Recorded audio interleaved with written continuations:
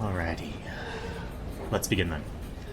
With the usual arcane spaghettification and reweaving, 7 people pop into existence within the research sanctum.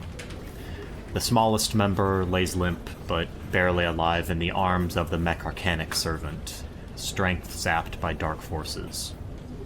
A familiar but stolen face belies a stranger's soul within.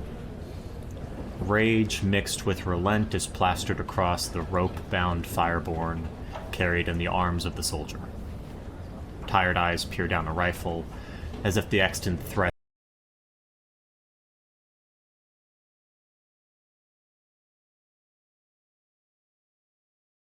The experience of delving through 4 layers of a fiendish plane has clearly taken its toll. However, just breathing a lungful of air that doesn't singe or reek reminds them that, for the first time in a very long time, they are finally safe and back home. The room is more or less how you remember it. A light sleet pitters upon the glass window. Nar, the researcher that sent you to Carceri, sits in a chair facing the arcane sigil circle that you all stand upon. 1 week, more or less. Welcome back, friends. I am happy to see all alive, more or less. Come, bring the weakest to me and we can talk after. The material world is yours once again. I'm going to try to help anybody who is struggling to walk on their own. That would be Ember and Emrys, although you're already carrying Ember. Am I still at 1 HP and 5 exhaustion? I believe so. Maybe 4 HP. It looks like you're at 4 HP according to our new and fancy HP tracker, but that could be wrong if you guys have not properly leveled up yet. Are we 12 or 13? 13. Oh, shit. Uh-oh, did you not level up? Don't you remember me leveling up in the cafe? Yeah, I made a save. I leveled up with you in person. I remember that. I guess it didn't save. That's okay. You can take some time to do it. Nothing... I don't think being level 13 will be critical for this session. Dork will definitely take a moment to register his surroundings. This is going poorly. Including what Nar says. But after a second, he will gesture to Dearest to bring Emrys to Nar.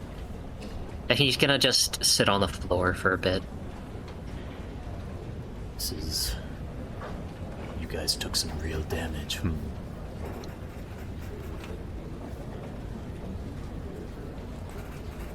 I can heal That it. was, I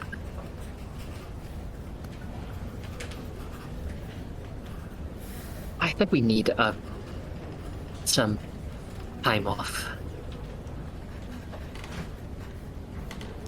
It really looks like it. I would agree. Passing through 4 layers of the outer planes is not an easy task, and I never wanted to doubt you, but there was always an aching thought in my brain that one of you would not return. Well, Dork will glance at Hate for a sec. Yeah.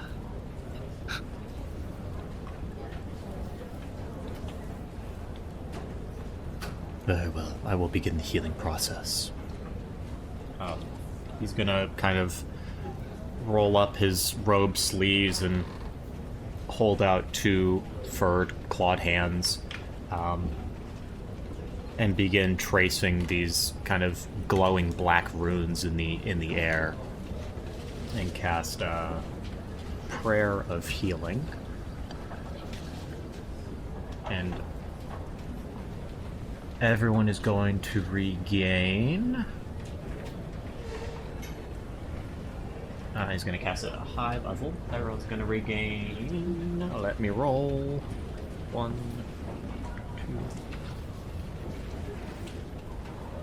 2. Everyone's going to regain 23 HP. Yippee. I feel like Doric might be the best, like, looking out of the party. That would be the case. Not yeah. true. No, Doric is almost at full HP. Yeah, Doric survived pretty decently. I think we're all equally good looking though. Oh, you. Oh yeah, we definitely look bad. No. Health-wise, yeah, but I love how Yeah, nobody understood I was like, that. I got it. I got it. Yeah, you're talking about Okay, looks. I good. loved it. This room stank. oh yeah. So, Yes. Yeah, I'll go back to being fucking dead. It was quite a journey. I would love to hear about it as soon as you are ready to talk. A lot happened. I think we just need a minute. Take In all the time meantime- you need. Well, as a bit of thanks for getting us there, I got something that you asked for, and Dork will proceed to take out the packs of samples that he has put together for Nar for each of the circles that we visited. They're all just like nicely organized, bundled together in like twine, like various vials and baggies. Aye, these are much, much more impressive than drawings. 1 second. He's gonna get up and walk over to a cabinet, open a drawer, and withdraw 4 glass containers. Unseal them and gingerly place your samples within, and then reseal them up. Take some ink and mark on which one. So Now, which one is from which layer?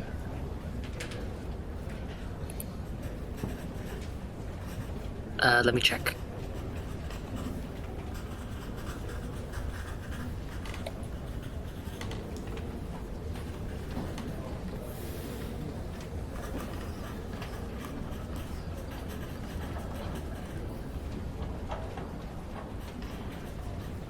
The one with the... Oh, God. Sorry, whenever I switch back to Discord, it wants me to type instead of push to talk. The one with the vial of dark liquid, that's from Othris. That's a sample of the sticks. Interesting.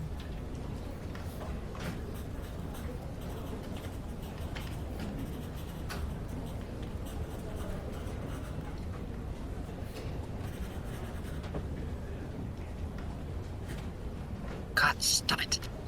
Okay. The one with the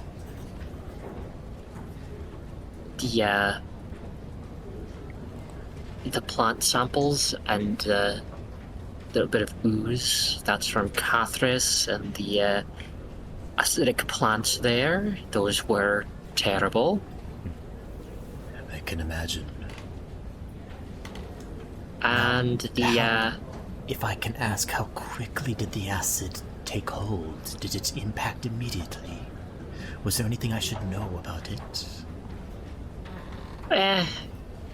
seemed to take a second, but if you were quick enough, it didn't leave much damage. But the plants preferred taking more time to peel your skin away. Or a bit grabby. They were articulated. Oh, aye, very articulated. Tried to tried to grab you and shove you into the underbrush. Did they seem like they were working on instinct, or if they had a mind of their own?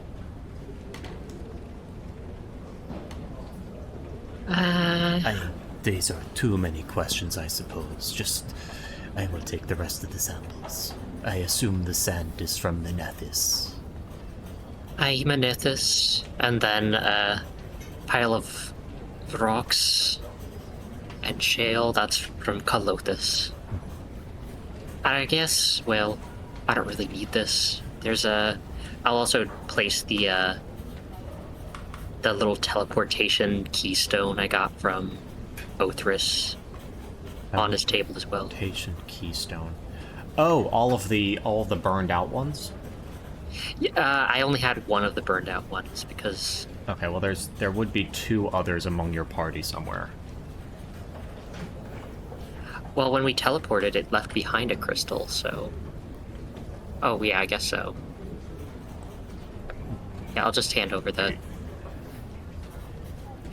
these don't have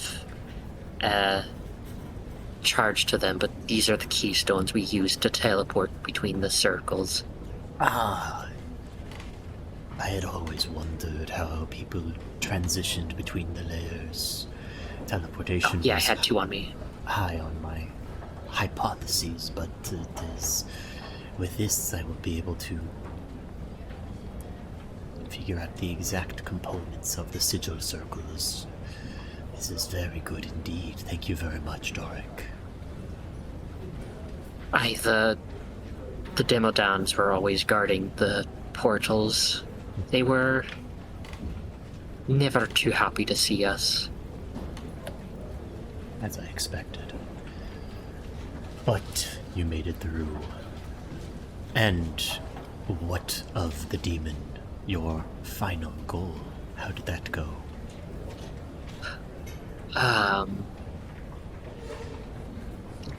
Hate will just smile and say,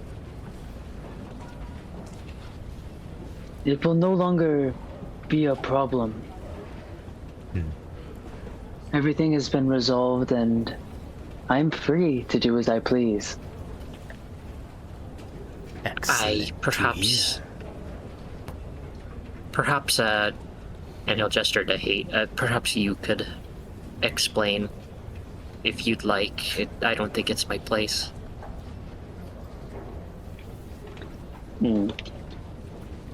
Like 50-50 on if Hate feels like even explaining. This is the guy, though. He'll take the crystal ball out from his bag and hand it over and say, "Well, since you gave us this, I will give you an explanation. I did not give you this. I'll return it. We got it from the library itself. Are we not in the library? Yeah, we rented it out somewhere from the library. I am but one of the researchers. You most likely got this from Kenny. Regardless, the demon and I fused together and now are one new being. Is that so? But I can assure you there is no influence other than my own will. And whose will is that? The only one that is left but myself.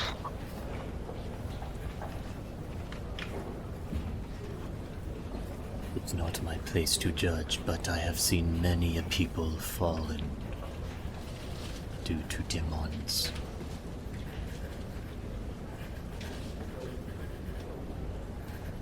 It was Anubis's choice. I suppose it was, but there is danger still. Potential for danger, I should reiterate. We had a lengthy conversation.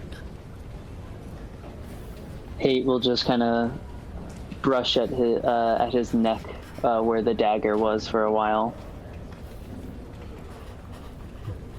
And all of you are comfortable with this decision? No, that's why I'm tied up. I see.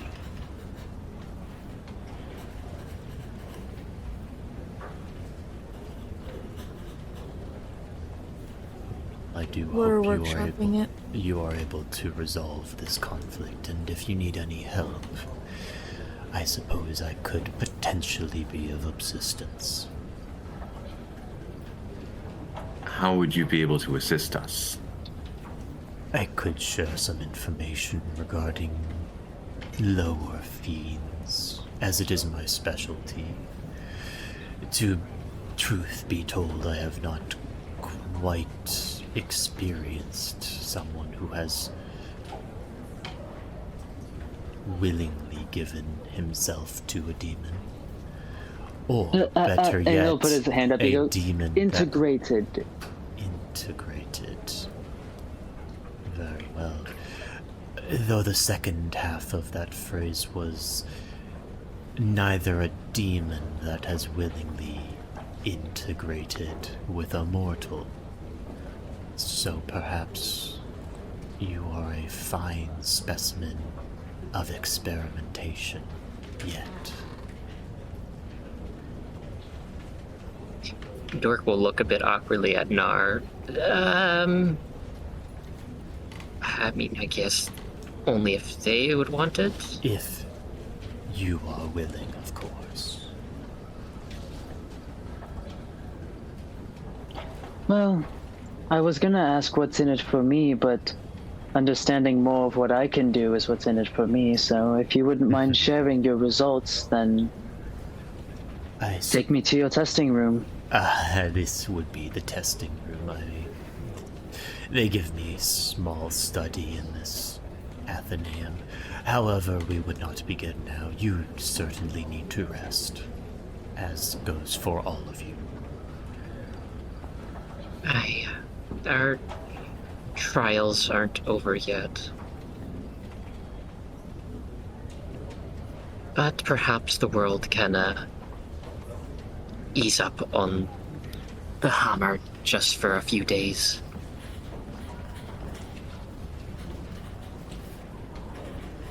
Well, Sorry, go ahead. I would not like to keep you as... I would not want to keep you any longer than you are comfortable.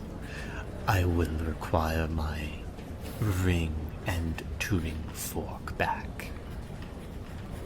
Oh, I almost forgot. He's actually probably still holding on to both. Mm-hmm. Probably just have like white knuckling. He's probably white knuckling like the tuning fork unknowingly, and he will place both the ring, the nice ring, on the table. Actually, before he places the ring on the table, he'll look at it and just say, "I could do that," and give it over. Wow. All right. Legit, he could. You could. Slightly weaker version. Well then, I will get you on your way. Come talk to me if... Well, actually, there are certain things that have happened in your absence that I might wish to talk to you about after you are free and willing to talk. Are you sure nothing dangerous has happened? Get some rest. It'll do some good. Can I make an insight check to determine if, like, he's withholding bad news for now? Yeah, sure. Go ahead.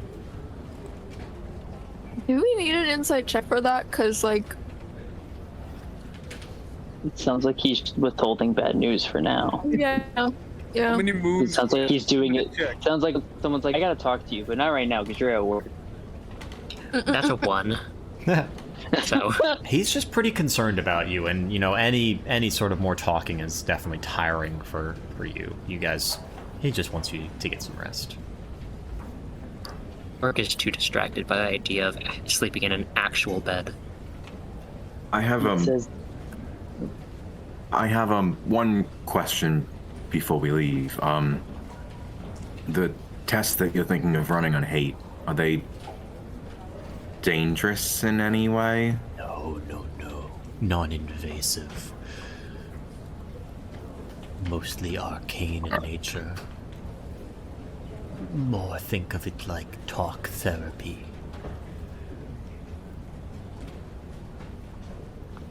Hate's just gonna kind of giggle to himself and say, "Well, we all know I need that."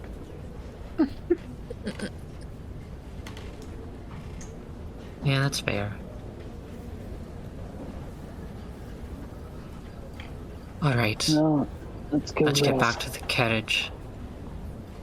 That sounds great to me. And besides, I'm sure the dangerous information he's withholding is perhaps maybe Beauty is taking control of the city and won the Colosseum. Oh, Wouldn't Go that for The it. only thing more Yeah. dangerous than what we just faced is Beauty being in charge of an entire fucking city. I can assure you she is not, but she is putting in a very, very strong effort to do so. perhaps Lawrence, your friends can catch us up No, on some of maybe they will. the communal stuff happening. Dork will put his gun in his bag of holding and he's ready to go. Ready. Can somebody untie me, please? Are you going to stab Hate again? Can somebody untie? I'm making no promises of any kind. Lawrence will untie him, but he will continue carrying him under the guise that he's so You can't tired and such untie a him. princess that he needs to be spoiled. Only I can untie him.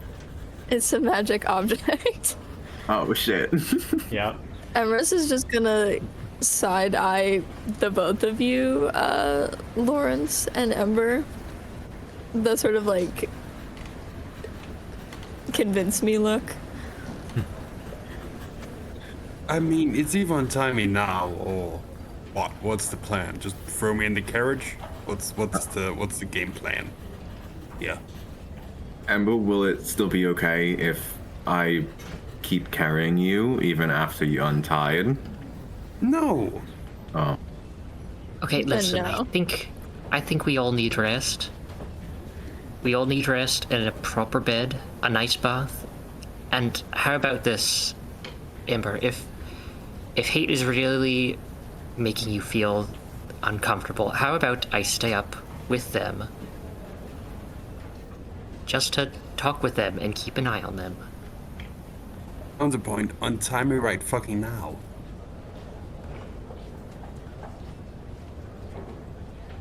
Emrys is gonna roll his eyes, waggle his finger, and then the rope will kind of slough off of him. I'm Lawrence will just sit him gonna down. just dust myself off and just go. I will see you all when I see you. I'm gonna leave. What? Ember exits the door. Is he normally like that? He's scared. I've never gave him comfort, and now I took the thing that gave him the least amount of comfort and put it directly in front of him 24/7 in his home where he sleeps. I understand. Voss did quite a bit of tormenting on him over our time of knowing him, so I guess I could understand a bit. I just hope he comes around eventually. I fear I have bushwhacked that boy's mind at some point in time, a few times. I think we all just need rest. Before we go back to the carriage, let's return that crystal ball.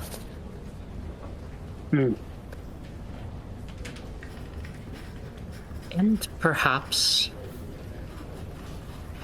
Nar, is the head researcher in today? No, I believe they're on break. They should be in tomorrow. Alright. Perhaps tomorrow I can check in, see the status on that scroll we gave to them.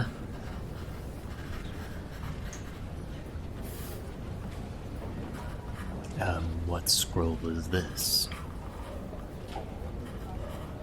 Just a bit of a scroll to help them in researching the astral plane.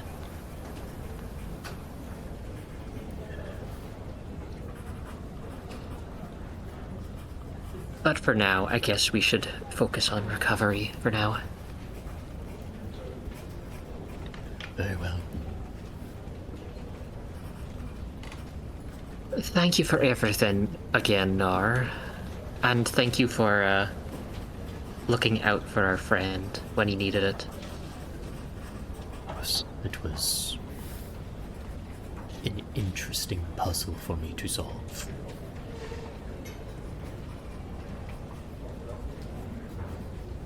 We'll get going. You're sticking out my office.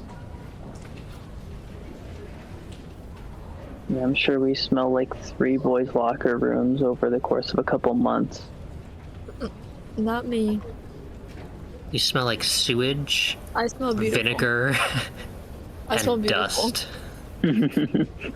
I smell like salt water on a sunny beach. Maybe that's beautiful to you, Emrys. You smell like low tide. Sounds like you just smell like seaweed. Seaweed doesn't have a smell. It smells like salt. Yeah, you Salt smell like seaweed. Yeah, you smell like a fish oil pills. low tide marina. This is not true. I'm the only one in this party that can't sweat. Okay, I probably smell better than everyone else. You were Except for me. dead. Lizard. There were a lot of bad smelling substances in wherever the hell we were. And those bad smelling Hell. substances are all over you. Yeah, Mister, Yeah, on stuck the in dunk his my head. dunk my head in the river Styx. Some of us have to be adventurous, but And that's all well and good. It's just part of being adventurous is smelling like shit. no. And losing a level for a while. No. Yeah. Alright. Is We Deer even- still carrying me? Because I'm not getting out of his arms. Yeah, Dearest is assigned caretaker for now. Yippee. We can drop off the crystal ball and then head back to the carriage. And I will help Anubis with the rental return.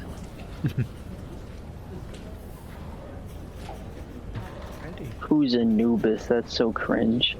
I will help Hate.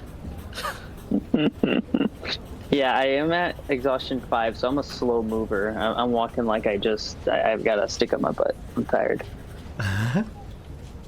And Doric will try to slow down a bit for Hate, but at kind of he wants to get moving, so he'll just gently grab Hate's hand and just pull him along a little bit.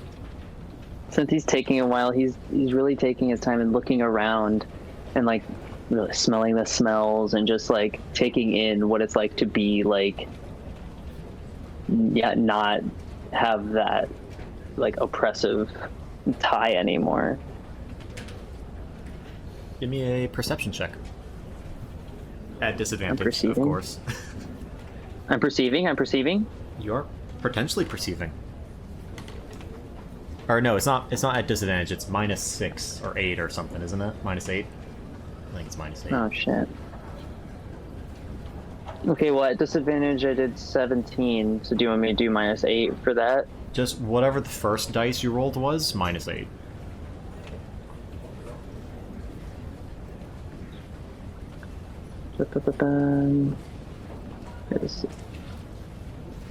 Okay, that's a 19. 19. No, hold on. 27. That's not how that works. 27 minus 8. Holy shit. 18. Okay. Druid. Yeah. Yeah.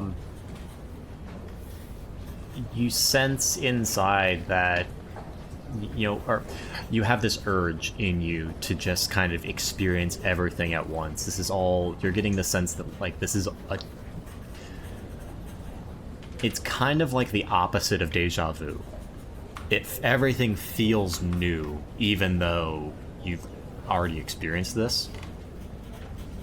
And you just kind of look around, you're gathering in everything that you can. You see that. Are you guys outside of his room now, or are you still in Nar's office? We're walking to the rental area. Okay. All right. You're walking the rental area. I think it's just the front desk. The snow and sleet, make a nice static noise on the windows. There's a big skylight that is filtering in very muted sunlight, muted through clouds and snow and glass. The library is buzzing with activity. There are so many people around here.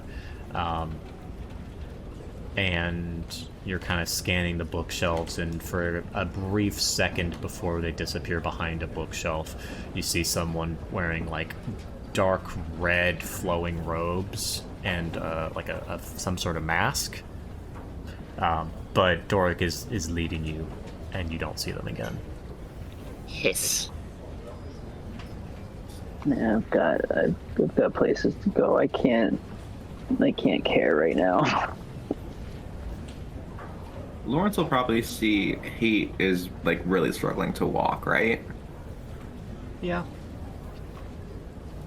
So I guess Lawrence will go like, Hey, do you want to be carried? You look like you're struggling a little bit. I appreciate it, but I'll pass.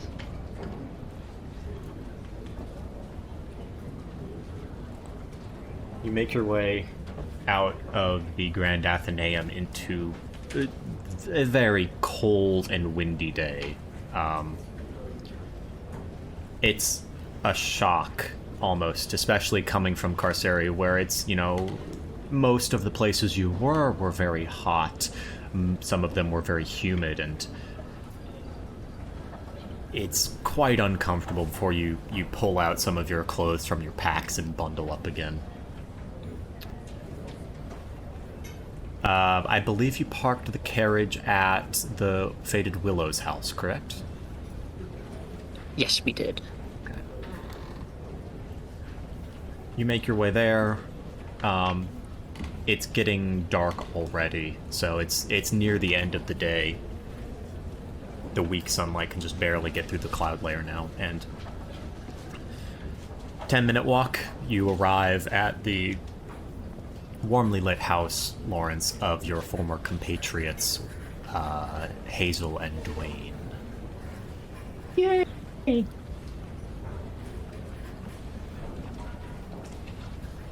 Knock on the door, I'm assuming. well, so wait, so are we parked outside? I'd say they have like a little kind of garden area that is currently, disused because it's winter, that your carriage is parked. Yeah. Yes. So you can either just go into your carriage or do whatever you want. I will knock on the door. Takes a little bit. You assume that they're probably having dinner, and after a minute, the familiar dark-skinned sorcerer with the brilliant yellow eyes comes to the door, opens it, and says, "Ah, you're back, Lawrence." Hi. And sorry team. for the smell. Yeah. Okay. Now that you mention it, I do smell it. Just wanted to say hello. Let you know we're not dead. We're gonna stay inside the carriage and rest up for the next probably 3 days. Hi, very well, very well. Come say hi to us tomorrow morning. We'll bake you breakfast. That Will sound do. good? Will do. Right, Hey, have a good Dwayne, night. they're back safe. No need to worry. She's gonna call back into the house and hear a voice say, "All right, thank you. I would come to the door, but my hands are covered in potato."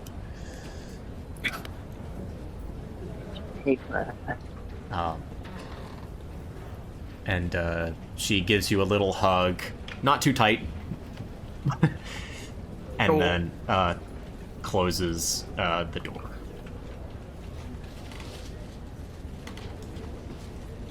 Alright. And then I guess we make our way back to the carriage. Right then. Dork will jog ahead and, like, open the door for everyone. Yep. Well, actually, he will... Dork is gonna check around the carriage while everyone piles in to make sure there's no evidence of tampering. Give me a investigation check, please. Lawrence will guidance that.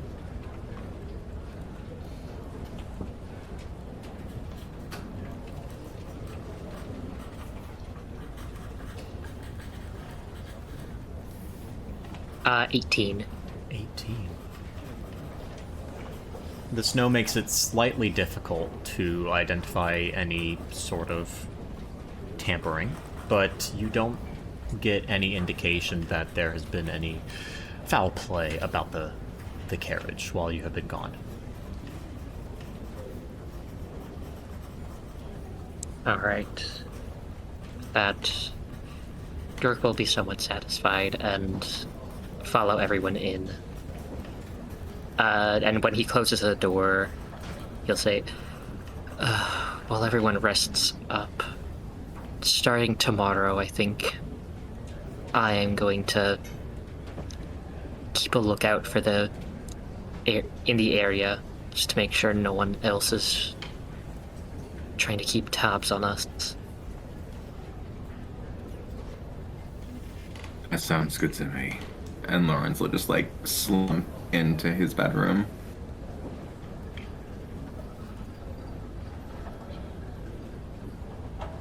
Amaris, do you need any help? Can you drop me in my bathtub?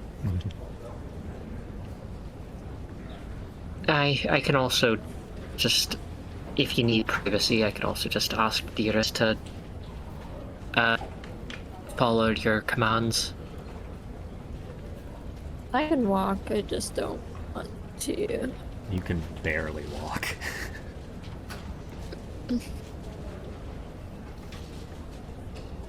Emrys is going to find it much more comfortable to crawl anywhere that he needs to get to. Ooh, I'm not doing that. You have a 1 in strength. Your legs are barely enough to carry your own weight. I believe you, and you're real. Emrys would never crawl on the floor. Have you considered Emrys's pride? Then can you give me I'm gonna pat Dearest's shoulder and just be like,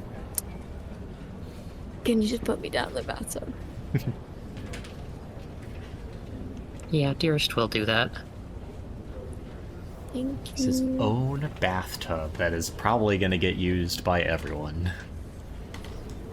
No? No? Alright, Find your own everyone's on their bathtub. own now.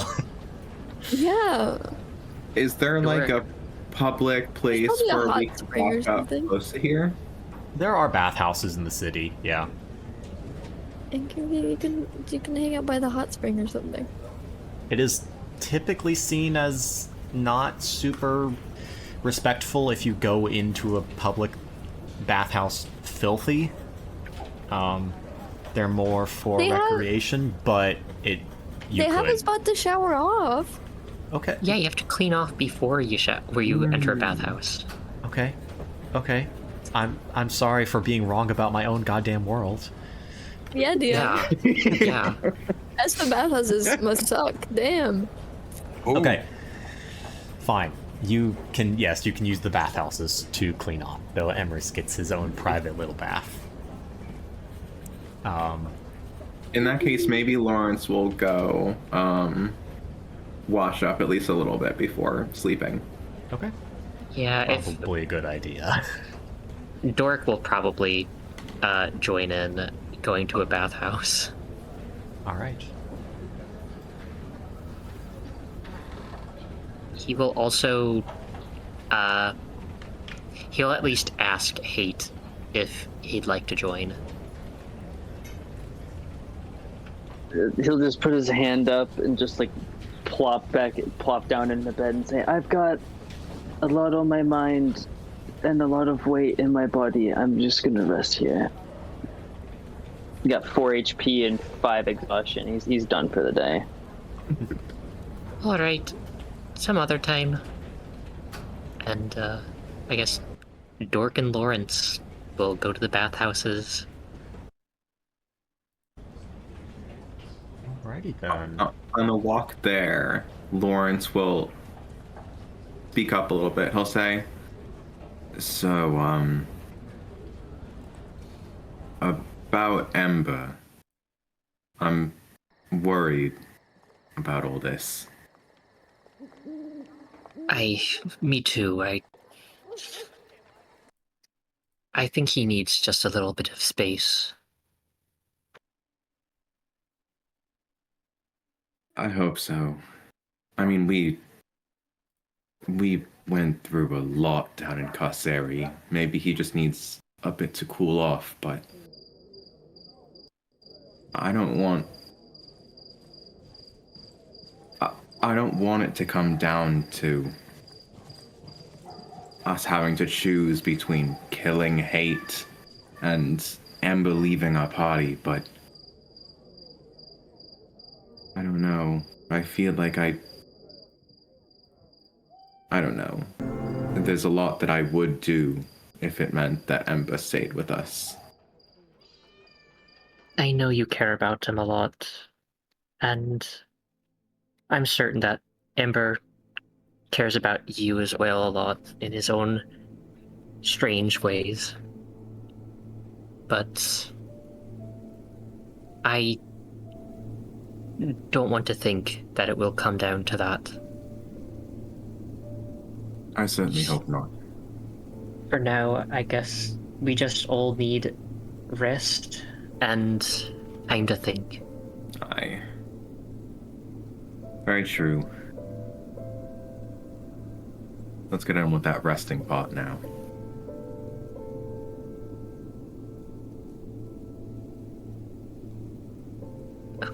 Why are you doing fuck, Mary, kill in the chat? Come on.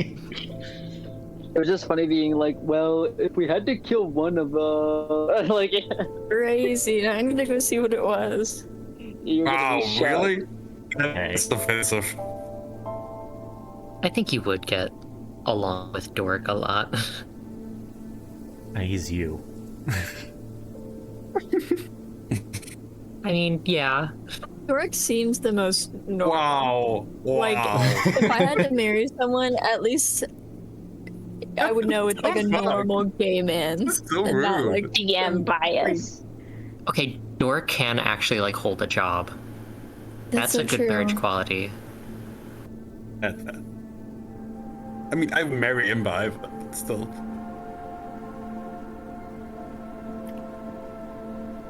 Emrys is disowned. What are you talking about? What is a dowry? It's money you get paid when you marry, like a Oh. daughter, usually. Gotcha. Like a bride's dowry. Yeah. Damn, everyone loving Dork. I'm trying to decide if I would marry Lawrence or Doric. I think I would. I'm uncertain. I could marry I don't think Lawrence. you I can think marry your own You finger. did That's cheating. spell the word bride in Danish perfectly with your spelling mistake. I want that on the record. That's very nicely done. I think I would fuck Ember, marry Lawrence, and I don't know, kill. Whoa! What? You would not kill me. Oh, I'm just a little high. The fact that everyone has Just such a lot of strong Ember. emotions for Ember is it's a good sign that you're a good player. Not Spencer trying to salvage this. Oh God! You guys, Lawrence and Doric, you go to the bathhouse. Look at Lawrence's butt. Thanks. You look at Lawrence's butt. There are many a handsome man and woman. Very muscular butt. And everything Listen, in between. Dork has a type, and that's big. Yeah. Co-ed bathing houses. We got rid of those in 305 AD. You're not here.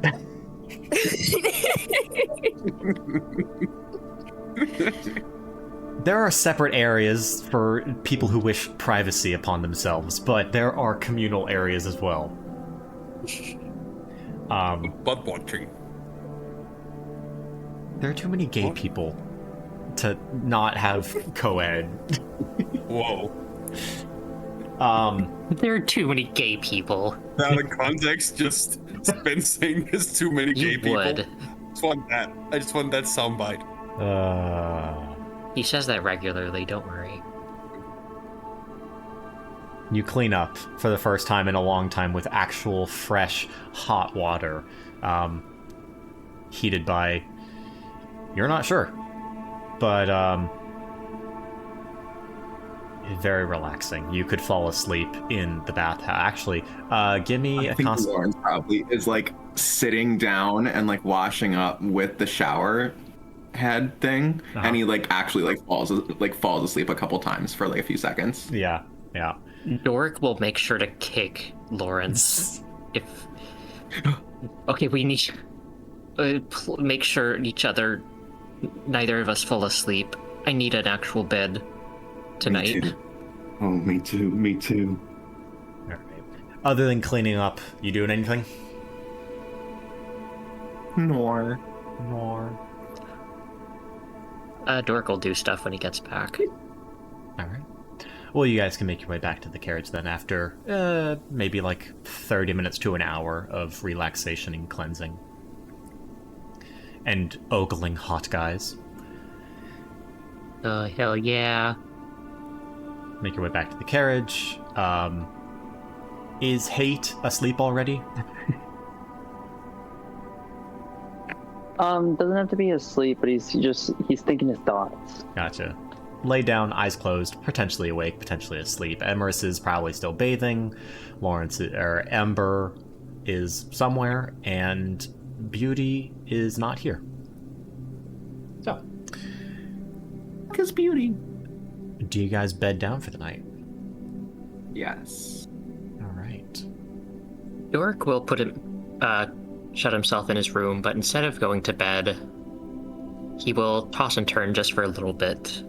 And instead of going straight to sleep, he will prep his gear, double check his enchantments, change them out.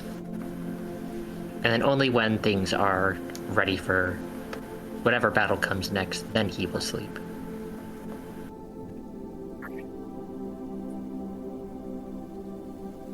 Morning comes. You guys have probably the best sleep you've had in a long time. Including you, Hate. You do find your way to sleep, and for the first time, no dreams.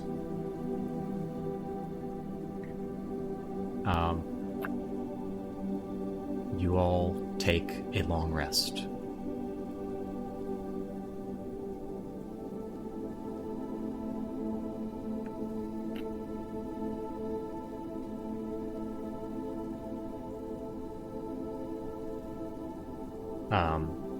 With that, whoever wants to leave their room first can do so. The world is yours.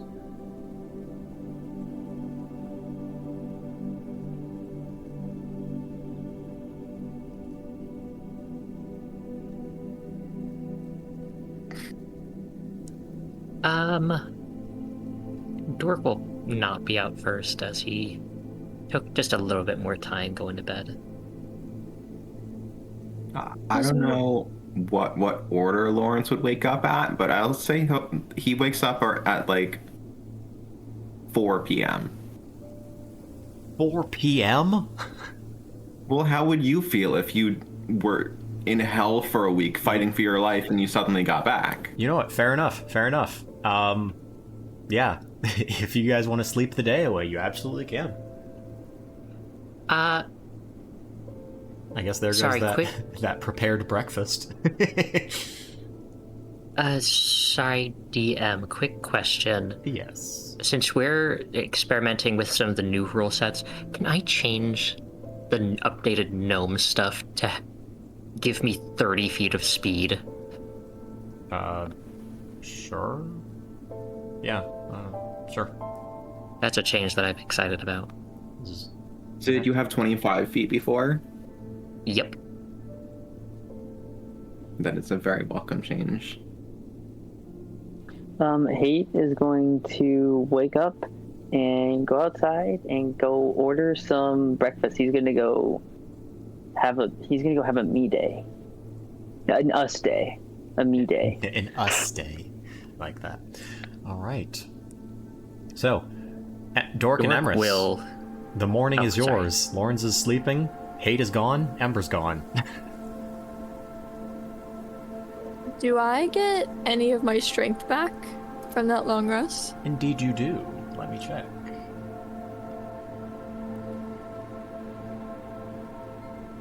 You regain...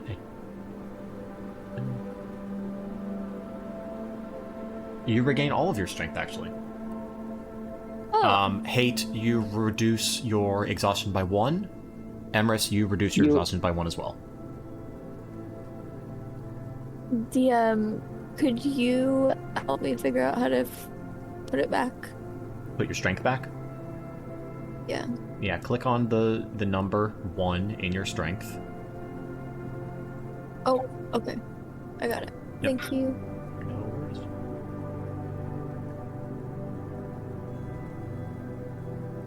Yeah, then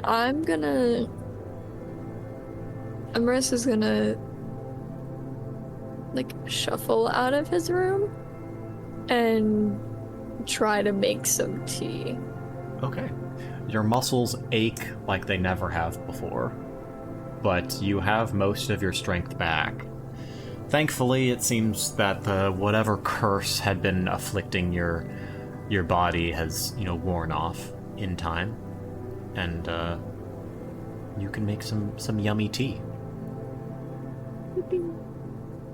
Soon after, Dork will definitely get up and groggily rub his eyes and join Emrys in the kitchen. We'll say it's probably late morning, as you guys have slept in. So it's we're probably looking at like 11 o'clock.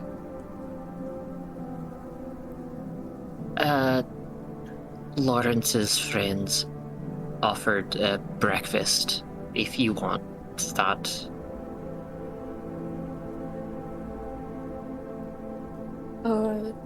Sure. Yeah, we can do that. And if you need any healing for recovery, just let me know. Oh, I'm good now. Just needed a bed and a bath. But thank you. I appreciate it. Of course. And then Dork is going to he's gonna go check on Hate. Just knock on his door.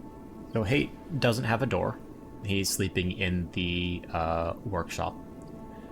Oh, oh yeah, you put the bedroll in there. Yes, I did. I didn't And notice that. by the time you wake up, I think hate is already gone.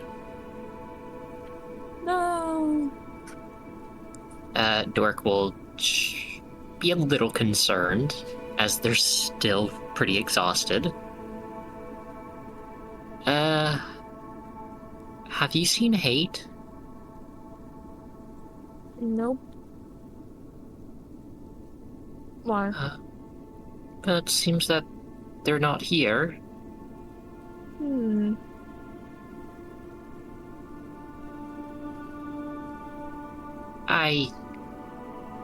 But I'm going to try not to suspect bad things. Yeah. They see- Oh, you go. They seemed pretty, interested in, doing things yesterday.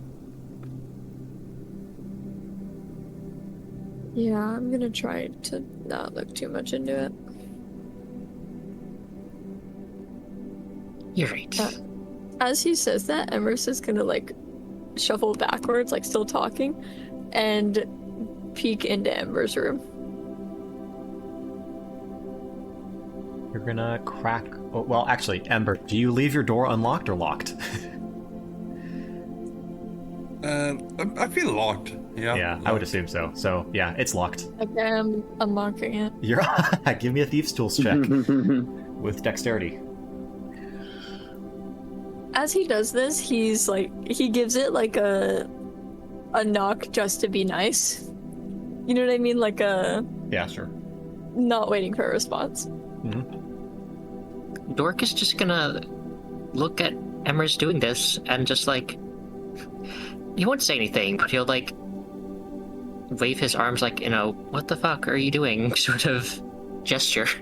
How do I do it with thieves' tools?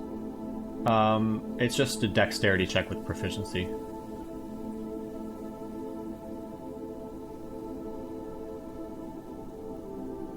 So dexterity plus proficiency? Correct, yes. You're proficient in thieves' tools, right? Yes. That's Yes. a 14. Okay. Yeah, I mean, they're not hard locks. 14 is enough. You click the lock open and creak the door open. Empty. Some of Ember's things are still here, but it's much as he'd left it before you guys went to Carceri. Okay, I'm gonna close it and lock it again from the outside. You, could have just asked me. Or I could have just done that. I'm sure he's fine, to a degree. Oh, I'm not worried about Ember. I'm worried about if the two of them cross paths while they're out, but Oh, kind of seems like a them problem at this point. We don't think Ember would kill in broad daylight, right? not if he's sober. Okay, well, we know he is not sober often in broad daylight, but Oh, you know him so well. I mean, this is a town full of adventurers. I'm certain if he tried something, someone would stop him. Not to mention, I mean, I think I wouldn't. Sorry. Personally, I wouldn't mess with someone like Hate. in what way? I mean, even Anubis was. When he really brought it to the table, he was quite threatening. Now, with being Hate, I mean, I hope they would at least defend themselves. Hate seems very attached to the idea of, well, I was gonna say being alive, but that seems less accurate, as in existing. So, I would imagine it's not high on their list to let someone murder them, but considering how we met them the first time? I can't be sure. I'm just going to hope things work out.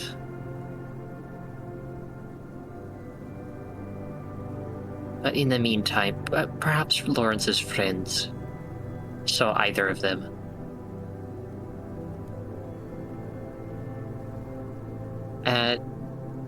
Dork will go over to Lawrence and knock on his door. What time is it at this point? It's probably AM. still like 11. I'd say for Emrys it's noon. Okay, then yeah, it's noon. I'd say probably still. From behind the door, you'd hear a.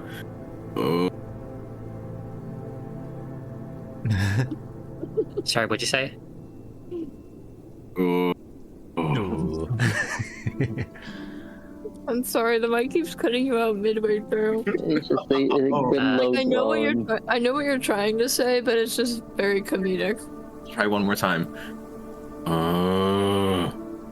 There you go. Yeah, that's Nice. pretty much Yeah, what I there we thought go. it was. It worked. Minecraft zombie noise. Oh. Nice and clean. Dork will very slightly crack the door, just so he can like speak through the door, and we'll just ask like, "Hey, buddy, it's around noon, but I'm sure your friends would still make breakfast. You want some?" I was gonna say no, and then I remembered how hungry I was. Oh yeah. Okay, I'll get ready in like an hour. Maybe less, I don't know. Please make it less. I'll try to make it less. Thank you.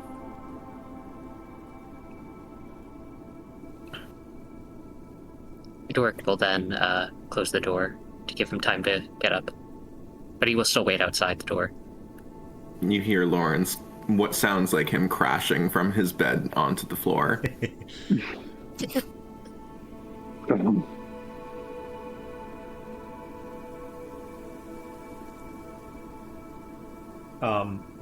As you guys are waiting for Lawrence to get out of bed, you guys are probably sitting around the table drinking tea, maybe munching on some snacks or whatever. Doric and Emrys, you hear the front door open of the carriage.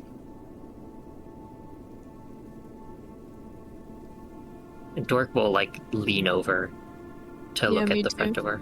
All right. It's a pair of people mid-conversation as they enter the carriage. One familiar, one not so familiar. You see a purple-skinned tiefling with a long greatsword on her back enter, and then behind her you see a excuse me for a second. Pull up a reference. You see a elf-like person with blue hair, blue clothes, cloak, and extravagant blue makeup on their face, in tow behind Beauty. They seem to be talking about something related to the Necrodome. And then they notice that you two are sitting in the living room. And I swear I performed better than that, and it's so fucking oh. People are home. Dork I will see. Hello. Dork will like What? put his hand up and smile when he says sees Beauty, but his eyes will immediately snap to the other person and just squint. To them. Hi. Sorry for the surprise. We're back and alive. Who's this? Hello. I apologize for how do you say barging in unannounced, but my name is Bonafontaine de Chacan. witness, and consider him announced. Yes. I know Beauty from, no. We killed people together in the gladiator ring, but not actually killed, yes. I see. How has your necrodome activities been, Beauty? Oh, so that it's not been the greatest. There's clearly people who've been dedicating more time to combat than I have, but maybe That was hardly your fault. That was a magic nuke. You can't really do anything against the magic nuke, Yeah. What is a nuke? I've been focusing on a lot more of my swordplay rather than anything that I could be doing with my magic. So We each have our strengths. Some can do swords, some can punch, others can call down destruction from the sky. Anyway, hi. I look at Doric. I'm gonna venture a guess. You are Doric, yes? Aye, Doric Proudsmith. Okay. Welcome Pleasure to to meet my carriage. It's very nice. it was like I was Very telling you, big. he built the whole thing himself. Yes, it's big on the inside. Yes, very nice. Well, Ali did just a little bit of help, but it was primarily me, yes. Where would it be in life without help from others, We weren't born by ourselves. Somebody did the pushing, didn't they? Beauty's just gonna snicker to herself. Where's the rest of your merry band? Well, Lawrence is getting ready. We're about to go get breakfast. He is a tall, armored orc fellow, yes? Aye, that's him. And then, well, Ember is out, and, I will give Beauty a bit of a look. I also look at Beauty and go, Ember is and I kind of wave my hand up, and he's that one, yes? She'll just giggle and say, "Yes." Why are you looking at me funny? She's gonna start picking at her teeth. She goes, "Do I have something in my teeth from my lunch, from breakfast? Sorry." Well, you know how Ember is. He's in a bit of a mood right now. But don't tell him I said that. It's a bit more than that. Well, and then Anubis, well, bit complicated. They're okay. Just, also out, I assume. Perhaps if we go shopping, we could run into them. That's possible. We just, look over to Bonfontaine, and we just came back from the realm of Carceri after a couple of days. We're trying to recover from, all of that. I mean, and it's some achievement you have done to come back from there. I hear it's not a pleasant place. It's absolute trash heap. No, don't say it too. But you got through it. You were capable, fought your way through, and so on. Yes. To a degree, aye. Not something I'd like to do again. So, No anyway, one died, did they? Well, Everyone's alive. No one stayed dead. no Everest one. is in the kitchen trying to hide making spiked tea, but he does give a chuckle. Oh, hee hee. No one stayed dead. Okay. So that's fine then. And Do you have breakfast plans? We were going to see if our Lawrence's friends who were staying with are still up for breakfast. And how do I say this in a... You've been through a lot, but do you mind if I join you for breakfast? I might have a thing to talk to you all about. That can wait till, breakfast. You need your steak, you need to get some eggs involved. Oh, you've been through a lot. You did afterwards, don't worry about it. Shouldn't mention it, yeah, on me.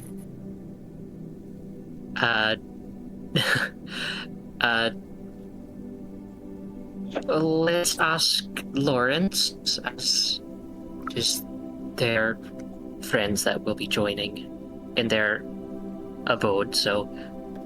Oh, God. And I would never intrude on somebody else's breakfast. It's a high crime. Breakfast is a sacred meal. York is just a little awkwarded out by this person. Yeah, so is Emrys. Beauty's smiling very endearingly. She's just having a great time. She loves how much he's hamming it up right now. Emrys will turn I around. turned to Beauty. You were right. They are very, very interesting people. Emrys will turn Undersold. around to lean on the counter with his very heavy on the alcohol tea and gesture to Beauty. Oh my god, he's So- drinking this early? Alright. Yes, let's go. An It's fucking indescribable noon. song. Where'd you said you found this guy? He was on the ballot with me for the Necrodome. We were on a team together. Yeah, that makes sense. So what did you tell him about us? Oh, and she's just gonna kind of like scratch the back of her head, like, just the normal things of, the normal overview that you would give yourselves of each other, York will smile, but eye Beauty suspiciously. I'm gonna go look at my makeup. So which one of them are dating? You said something about that. Oh dear, here we go. She's gonna go run over to her room and go touch up her makeup. Alrighty. I think both Lauren! pulls on a little mirror, little hand I mirror. was going to say, is now an opportune time for Lawrence to wake up and walk out? Yes. Okay. Lawrence, so good to see you. You're up. Oh. Are you feeling all right? I'm feeling ready for the day. A very slow day. Good morning. Morning. Morning. Who are you? Also, hello. Good morning. It's a color shifted ember, can't you tell? Key broken. Don't say it. Don't worry about it. This is Beauty's friend. She is back as well. The name is Bonfontaine Dishakan. How are you? Can I take a look at Bonfontaine? Does he look like... What does he look like? He's an elf. He wears very flowy, kind of blue robes, with like gold stitching. Pale skin, blue tattoos, blue hair, jewelry, kind of fancy. He also kind of has like the 17th century French nobleman high heels and a little cane Oh, I thing love going him. on. Yeah. And so he doesn't look like Amber. I thought I heard someone... No, I was just joking about that. Told me. Oh, okay. Oh, you weren't Culture here them. for the Coliseum one shot, were you? I think I was, but I might have been in and out. Not the maybe. latest one. I might have hated it a little bit.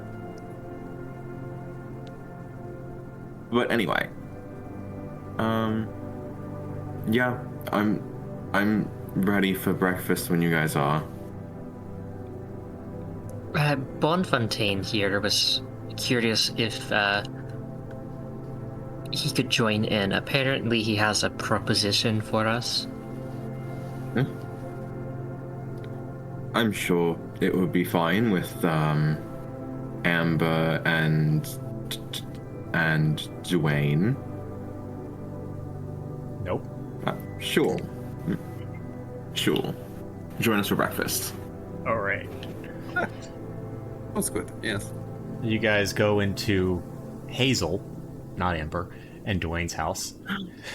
Sorry, my bad. It's all good. No, that's him just being tired, right? Thank you. Yeah. Yeah. Leave the carriage, enter the house. It smells wonderful. Eggs, sausage, biscuits, gravy, all sorts of good stuff. And they welcome you in with open arms. It says, friends, come in.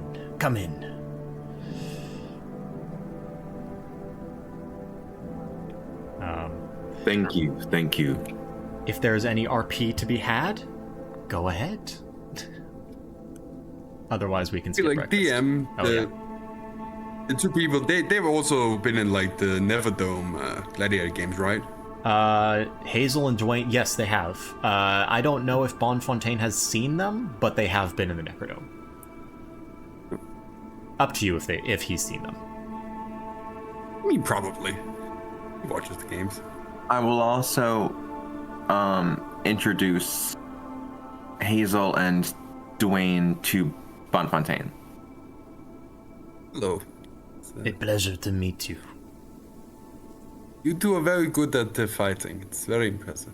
Oh, thank you. Have you been in the Necrodome yourself? Yes, one or twice, not successfully.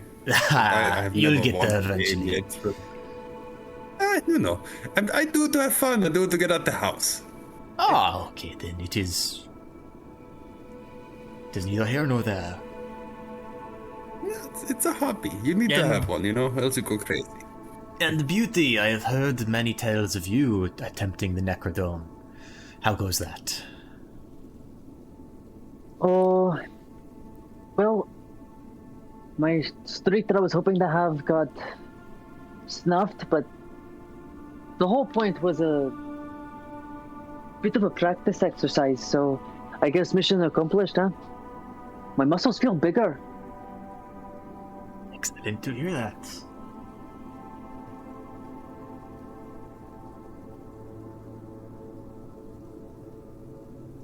So, since we've been gone, have we missed anything interesting happening around the city, or just in general?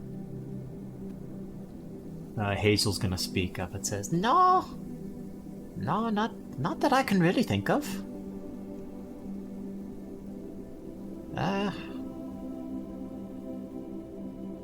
It's been cold as fuck. I noticed.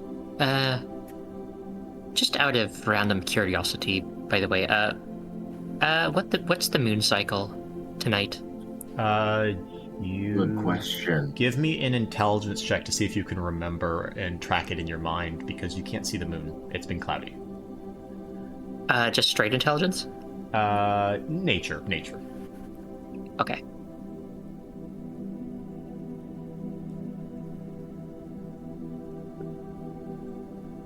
Uh, 17. 17.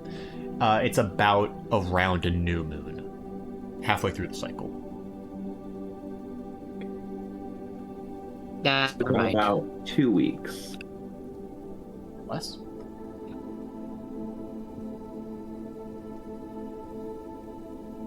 I just had to remind myself. Been a while since I saw the material of plain sky.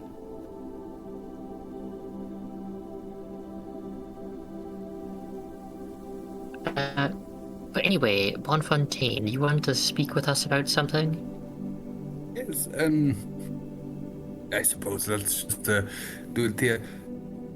I have been made aware by both our lovely shared friend Beauty here and from the general hop-up of the town. Your, what you say, reputation carries far, It's Humble Heroes. Great name. You know how to handle stuff, yes?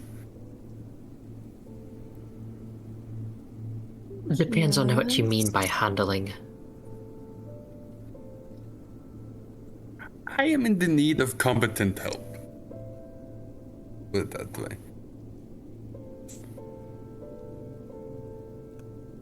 Well,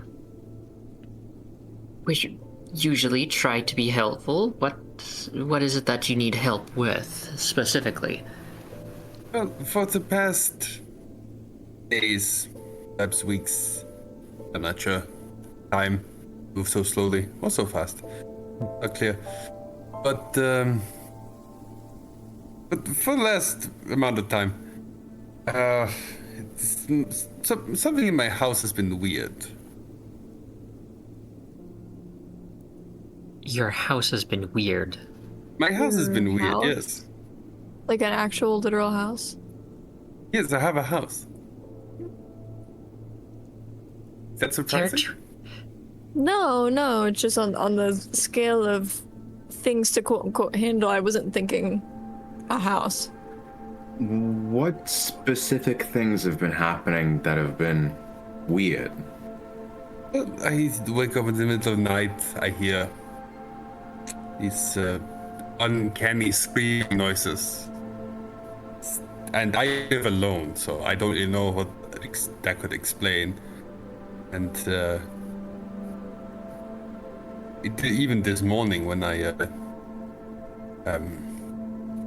try to get some water, black ooze started coming out of both multiple areas of the kitchen, which is never good. And I don't know what's happening. And it really does feel like this is the time where you just hire some people to go kill something in your house. You know what I mean? That sounds like there's something that at least wants to cause mental harm. And Are you sure it's not just some sort of mold? So, does mold usually scream where you're from? Bonfontaine, you know that the ooze that's come out of your faucets has moved on its own and attacked you, and you've been able to put it down. Oh, okay. The ooze is alive. The ooze is alive. I'm sorry for burying the lead, guys. The ooze is alive. Well, has it spoke in any sort of Sylvan dialect? Has the ooze spoken to me? Bonfontaine, what languages do you know? Common, Dwarvish, and Elvish. It has not spoken to you. No, it has not spoken to me. That would be a different concern if the ooze spoke. I could befriend the ooze. I've had friends who are ooze. They're not dead. But this is malicious ooze. Oh my gosh. Evil ooze. Alright. Well, I could potentially check it out and see if I sense any spirits. Or see if I find anything hidden. But, I personally, I imagine this is also something that's on the other humble heroes' minds. I am very short on gold. How much are you willing to pay for this? What's the going? Well, what's the going rate? Things like that. Actually, I don't know what the thing is. It really depends on how big the thing you have to do is. If it's just, you go cast a magic spell on my house and it's fixed, that's what, 50 gold, something like that? Maybe more. If you have to go fight something in my basement, it's more. How about this? Lawrence and I can go at least survey your house. Lawrence, you're good with finding spirits and that sort. I'm decently educated in the arcane. Figure out what it is, perhaps check the Athenaeum if we need to, and then we can figure that out.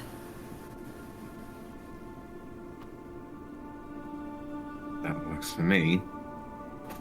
Also, out of character, I have a new spell that I am so excited to use for this specific thing.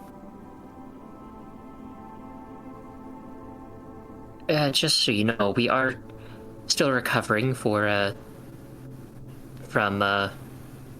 our expedition, and we do have other bits of business to take care of as well. And yeah, I hopefully this has been happening for some amount of time. I don't assume that it's life-threatening to do right now. I've just been sleeping somewhere else. So it's one of those get-to-it moments. I like the house, you know what I mean? I don't want to move. We can at least check it The out. real estate market when the house is haunted is a nightmare. I can imagine. Do you have to disclose that? You do, yes. It's a recent law in the past 100 years or so. You do have to disclose if the house is haunted or if there's any creatures in the basement. It's much like New easier Orleans. before that. Yeah. You could just put a dragon in the back room and nobody could do anything. You didn't even have to say it. You get an allotment of 3 rats and 1 giant rat in the basement, and that's it. No more. For low-level adventurers. Goddamn governmental overreach. Back in my day. Alright, so are you guys headed to the Athenaeum or Bonfontaine's house first? I believe that's at Athenaeum, right? Are we gonna wrap up our other stuff and then start this? You wanna? Do we want to? If Well- we do the house first, then any potential questions we have might be able to like ask other people at the Athenaeum. You know what I mean? True. Saving That us is a trip, true. yeah. I also I realized that the spell that I really wanted to use has a material component that costs 25 gold pieces, and I don't have 25 gold pieces. So either I have we don't use 25 that- gold pieces. My D&D Beyond sheets, oh wait, no, that's not me. That Well, is different. Tell Other me. Bonfontaine to give you a deposit. Yeah. Because, like, this spell genuinely seems like it's so perfect for this. It gives me true sight and the ability to see into the ethereal plane. Can you DM me what spell this is? Yes. Or, yeah. It's yeah, legacy, too. That's okay.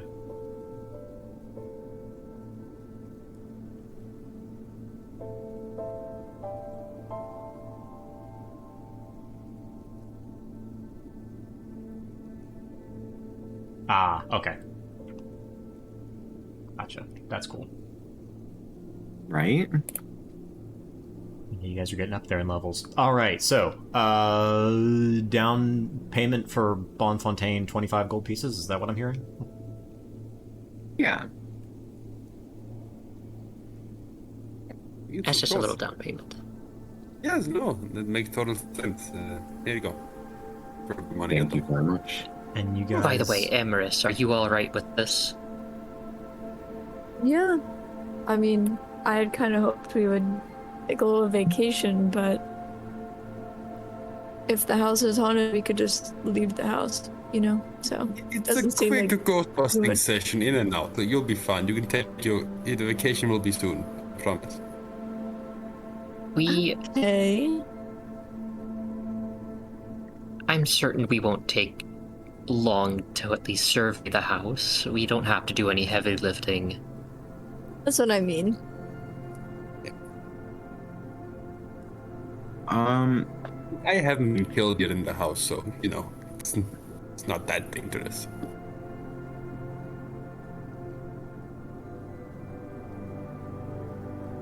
Question. I forgot what specific rule that we're doing for this. If my spell uses a material component that costs a certain amount of gold, do I need to like go to a shop and buy that component, or do I just use up the 25 gold? You can just use the 25 gold. It's more for flavor. If you want to flavor it, you can, but we can also just say that the casting the spell transmutes the gold into the stuff. So don't need to buy it.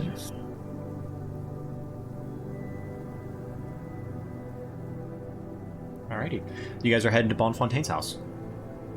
Is that right? Yes. Mhm. Right. You say goodbye to Hazel and Joanne, and Bonfontaine leads you to his house. Bonfontaine, would you like to describe what your house looks like?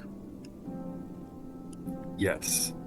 I think they kind of go into like this semi-fancy area of the town. Mm-hmm. It's like this, and even it kind of looks very old, like it was built a long time ago. The kind of architecture clashes with some of the other houses around it. It's very big, grand. If like a real world thing, almost it's like called the like the Shakespearean style, the Tudor style houses. Ah, okay. With like the white paneling with the wood frame on the outside? Yes, exactly that. And also describe the inside of it.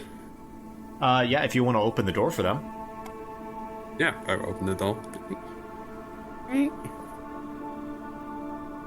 Inside, I think it's the first thing. It's very overcluttered. There's stuff everywhere, and most of it just kind of seems like random junk.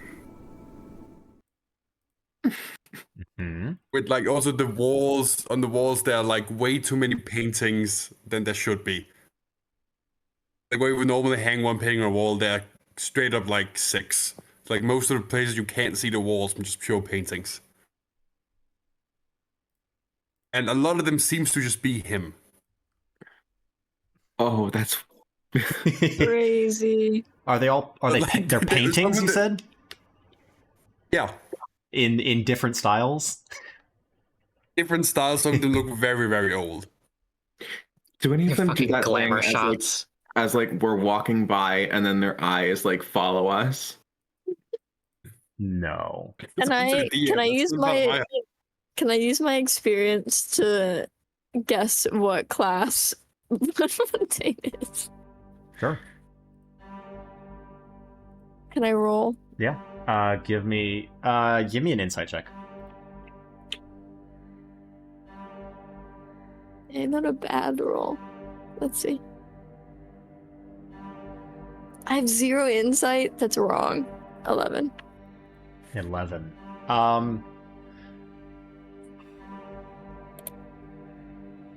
You can guess that there's some sort of like maybe aristocracy, potentially maybe like a wizard, but it's difficult.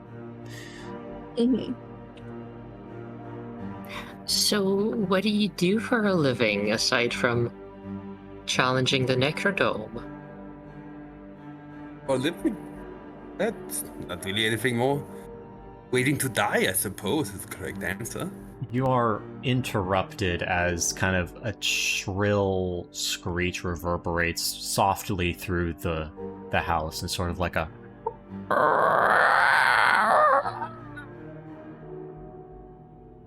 There it is. I would like to use Eyes of the Grave to know any undead within 60 feet of me. Okay. You open your third eye and peer around. No one dead.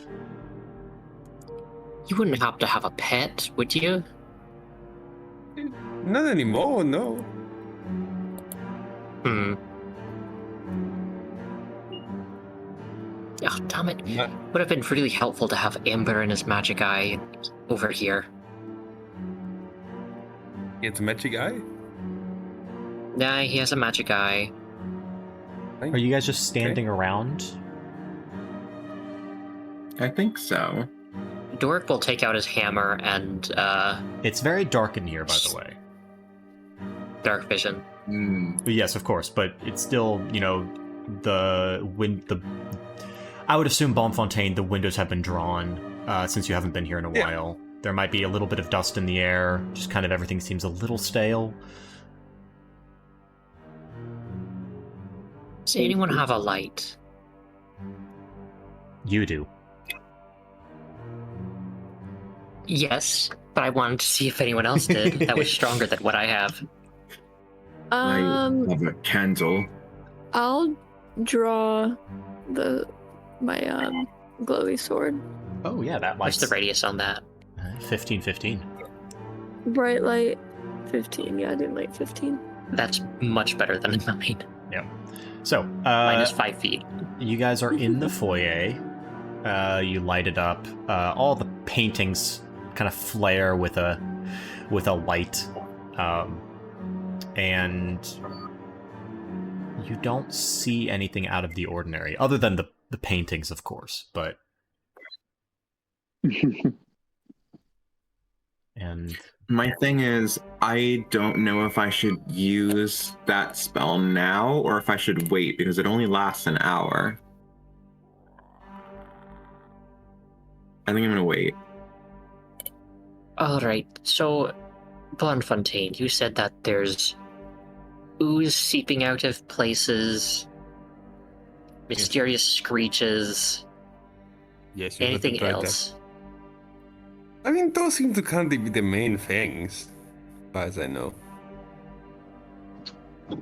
I mean, the ooze came alive and tried to kill me. I feel like that's pretty major.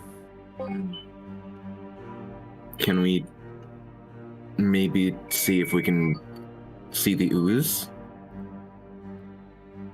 It was in the kitchen last time. I don't know if it's still there. It's kind of ooze. So stick around. We can try and look. Let's check there, I guess. And just so Dork has a little bit of light, Dork will also light up his hammer with a little bit of light. alrighty. As you flare your hammer with some light and Emrys follows suit with his rapier, you enter the kitchen.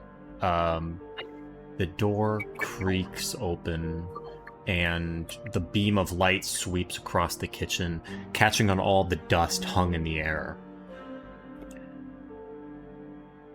The sink, Bonfontaine, that you knew used to be very pretty, brass, stainless steel, whatever, is now completely covered in a black goop that slurps off the edge of the sink. It's kind of like overflowing the sink, and it just kind of slurps off and hits the ground, and then it moves, climbs up the base cabinetry, and deposits itself back in the sink. Ew. Not the goop. Oh, that's... So, yeah.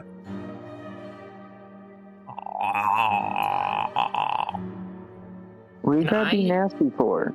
Can I try and see if there's anything that I've heard about that sounds similar to this? Because it seems mainly goop-based instead of a haunting. Give me a nature check. Haunted by the groups, man. They're Sorry, in what'd you my say? house. Give me a nature check. I would like to cast Speak with Animals when you're done. That is a 22. Okay. There are various forms of oozes that kind of strike your memory, and this one seems to fit a lot of the descriptions of an ooze. You're not sure what kind of ooze. You haven't seen them before very often. But very likely that's an ooze. Well, Emrys, I don't think it's a ghost. Sorry, go ahead. Emrys casts Speak with Animals, you said? Yes, please. There are no animals around other than Reach. If you have Reach with you. Okay. Well, at least we know the ooze isn't sentient, so we shouldn't feel bad about killing it. Well, I didn't say that. Well, Just because it isn't an animal doesn't mean it's not a creature. You're not an animal. how does that even work Yeah. then? Explain that to me. Speak with Animals only lets you talk with beasts. Beasts are a subset of all living and intelligent creatures. Like, you can't talk to an aberration, but that doesn't mean that that aberration isn't sentient. See, Doesn't, like, that's- have a, like... That's stupid. Well, The spell should be talk to beasts. That yeah, I agree. It should be, but No, you're good. Counterpoint. You're good. I know. Read the spell description. Thank you for pointing that out because my assumption was that okay, we can torch it. If Emrys probably knows that, I can say if you did not want to cast that spell, knowing that this is likely not an animal, you do not have to expend that spell slot. Oh, I can do it at will. Oh, well, okay. Cool. Thank you, though. Aren't you so cool? Well. Yeah. Well, I don't think that's a ghost. It's just, it looks like an ooze. As you sweep the light across it, it kind of undulates more rapidly, and a small part of it hops out of the sink and begins to trail towards the light. Oh, Dork will immediately hold out his hammer and cast Shocking Grasp if it tries to come close. It is trying to come close, so give me an attack roll. What the hell?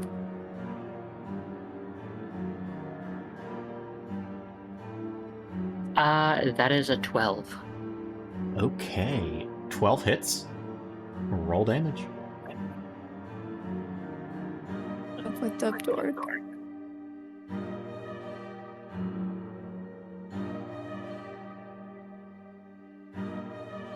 17 lightning damage, and it cannot make opportunity attacks. Okay, so you are going to take a total of... Oh, damn it, I just threw my D8 across the room. I think I heard that. You're going to take 5 acid damage, and the lightning is going to race through the ooze, and what was once a medium-sized ooze is now going to be 2 small oozes. And they're both going to attack you. Can I cast... are we doing initiative now? We're going to resolve the ooze's turn first, and then you can do your stuff. Go for it. So that's going to be a 19 to hit, and a 22 to hit. Yeah, those both hit. So you're going to take a total of 12 bludgeoning damage and 18 acid damage as they wrap themselves around your legs and begins shimmying their way up. 1 for each leg. Get it off, get it off, get it off. You feel your skin burning and melting away. You're fucking acidic, get them off of me. Is your armor magical? In fact, it is. Okay, so you can feel your non-magical clothes being melted away, but your magical armor stays strong.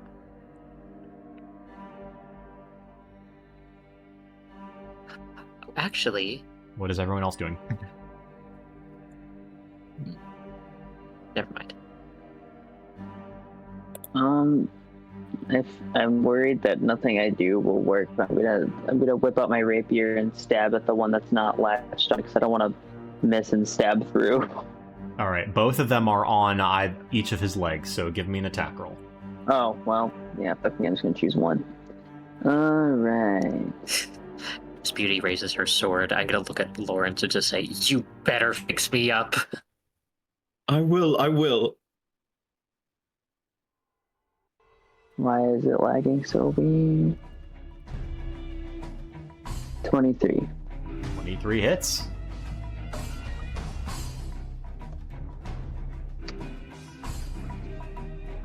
And then we got a 7 for damage for piercing.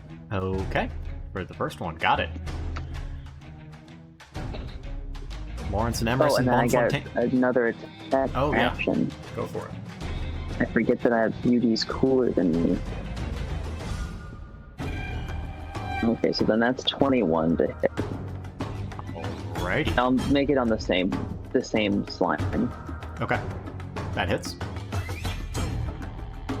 Beautiful. That's much better than we have. Resolve.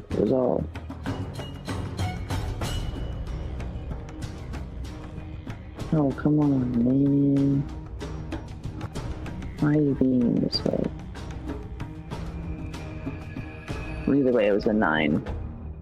Piercing. 9 hits. Oh, sorry, 9 piercing. Yes. Okay, so total of... Got it. Bonfontaine, Emrys, and Lawrence, you guys are up. I guess I'd like to Sacred Flame the ooze. Okay. I need a dexterity save. That is going to be a natural 1 on one of them. Nice. There's only one attack. So it's gonna take 3d8, right? 3d8, yes. Let me go roll that.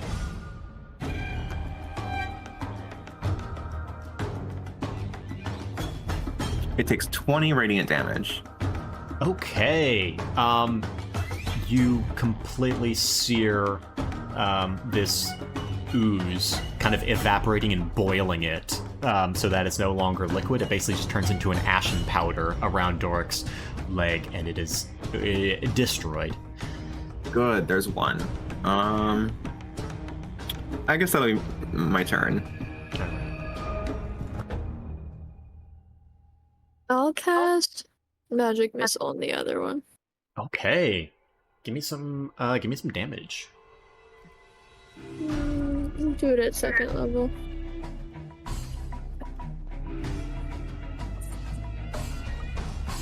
I'll let D&D Beyond cast it. Oh, Bessie? There it is. Wow. That's terrible. Oh wait, no, they automatically hit for Magic Missile, don't they? Yes, they do, yeah. And also, I'm sorry, Beauty, is your rapier magical? I don't think so. Alright. So you're going to take a permanent and cumulative -2 penalty to your damage rolls for that rapier. As you stab the ooze and it just completely corrodes your rapier. Not completely, but like, severely corrodes.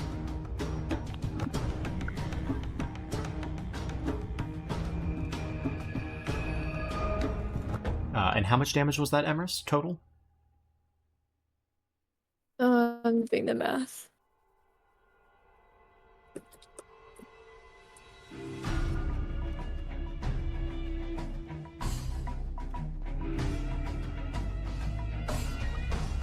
Uh, 18 force damage. 18, okay. Not looking too good. Bonfontaine, you're up. Well, I hired these guys to do it for me. I'm just gonna watch. Alright then. Did you say it was -2 to my weapon? Your weapon damage rolls, yes. Okay. Alright, Doric, you're back up. I'm going to point my hammer at the ooze and immediately cast Sword Burst. Okay. It needs to give me a dex save. Not good It's at to beat those. 18. That's a 10. All right.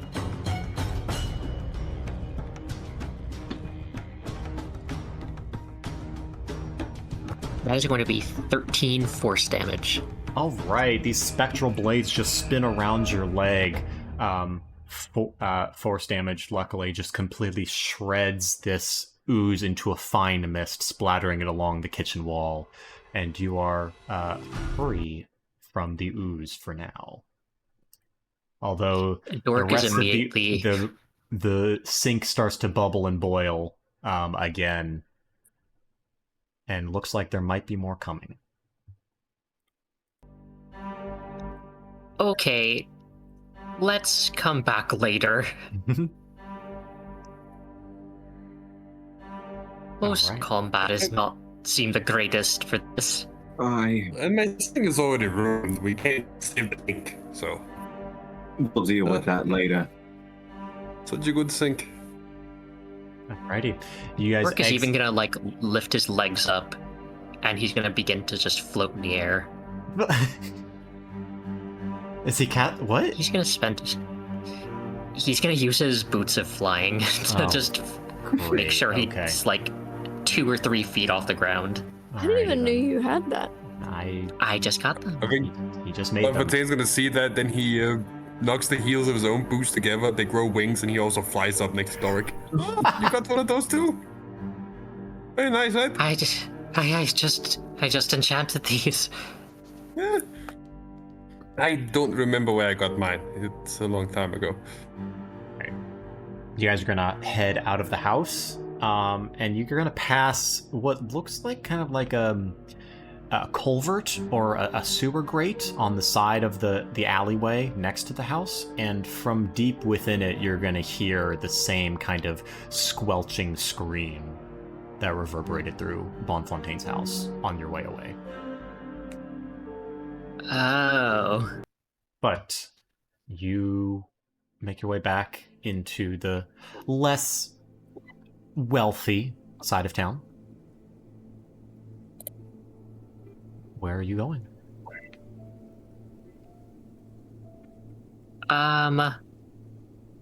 Okay, so if we go to the Athenaeum, should we wait for Ember and Hate to pursue the whole like scroll thing?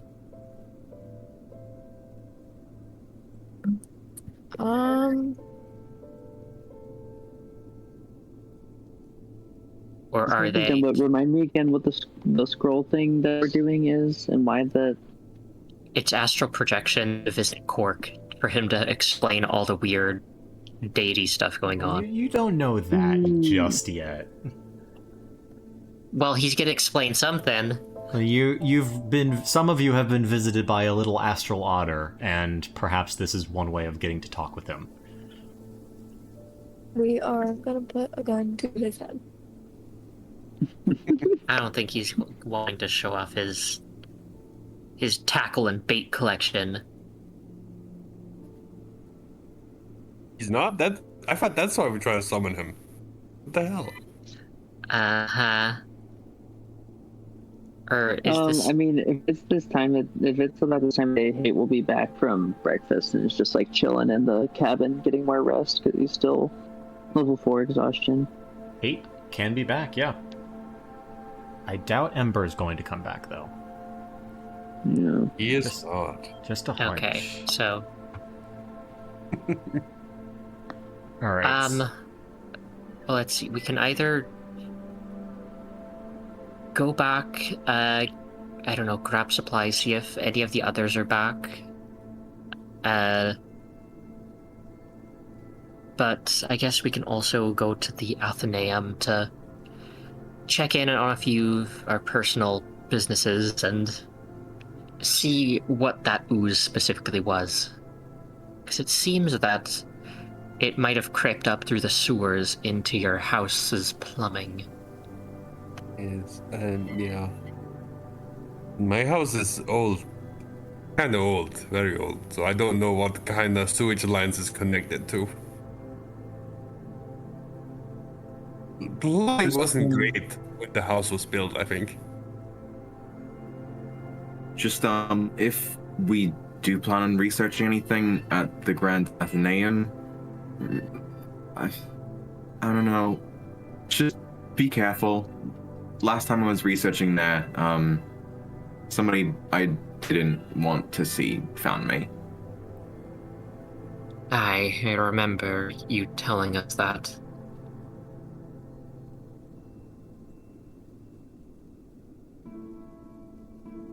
Well, we can't stop ourselves from going there completely. We have important things to do there. Maybe we stay in pairs. We should definitely travel together. I say that, but both Hate and Ember have wandered off by themselves. I mean, if need be, I can cast Ascending. I could ask Reach to circle around and see if she could spot either of them. Well, I mean, I don't think Ember wants to be found, but we could probably find Hate. I hope. Exactly. Just because someone doesn't want to be found doesn't mean you just leave them alone, though. I don't know. I think Emma really wants to be left alone.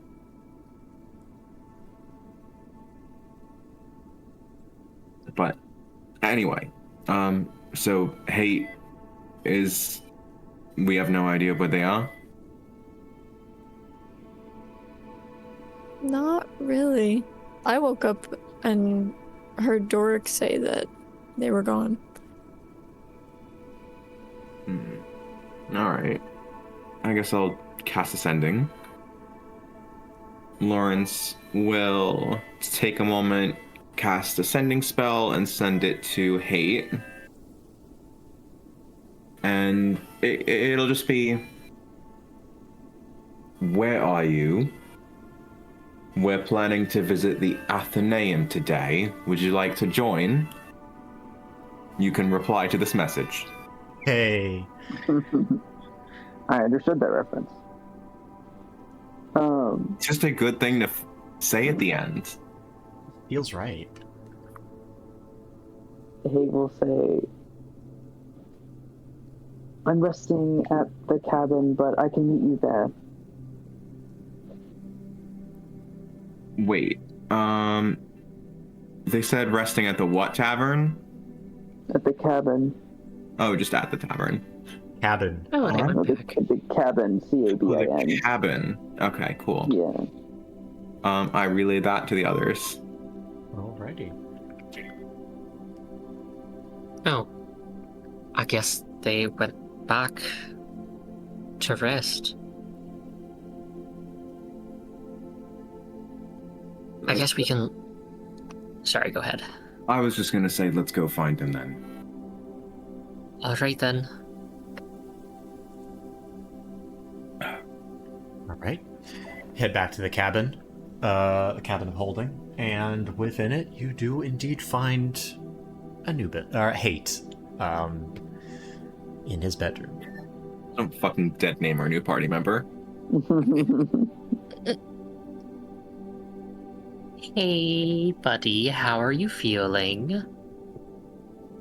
Well, I'm very, very beat up, but I'm not hungry anymore. Went out for some breakfast. You're so muffled, Bestie. Oh no! They're speaking from, like, their face in a pillow. Man, is it any better now? A little bit. Oh, well. Yeah. I hate this fucking game.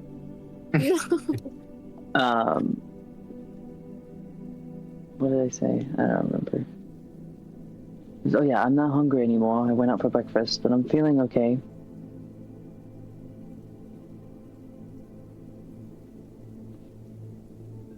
Listen, we were going to, we just got back from helping, Yudi's new friend. Or at least Hello. checking out some stuff for them. We were going to visit the Athenaeum, to see the head researcher and perhaps Nar. Would you like to come with? Sure, I can read every sign in town without difficulty now, so I would like to see what a library can hold for me. Oh, that's actually good news that you can read now. That's good. I can recommend you some good books, I guess.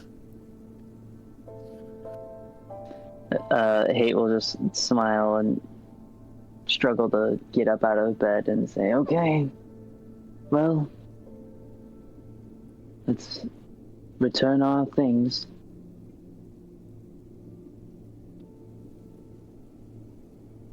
Alright, Dork will maybe help Anubis if he needs it as well.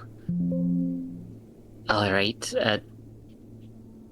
let's head out, I guess. Right. You guys make your way to the Grand Athenaeum. Give me 1 second, I'm making something.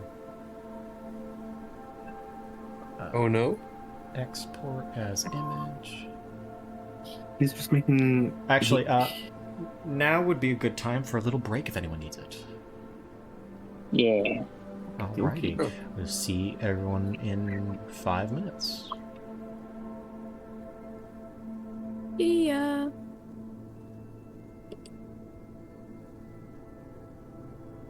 Is everyone back and ready to begin? Yes.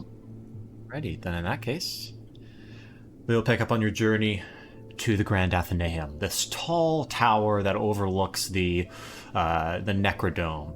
It's made of a nice kind of marble gray, almost like a gray-green kind of brick. Heavy wooden doors open into the lobby, and at the front desk you see Kenny Heftblossom, the head researcher of the Grand Athenaeum.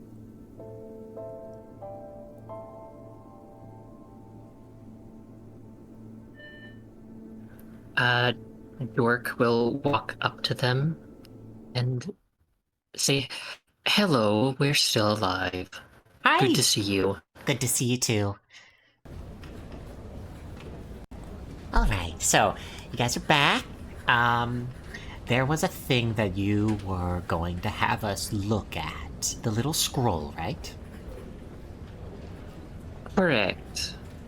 Well, I believe we should have this conversation in a more private place.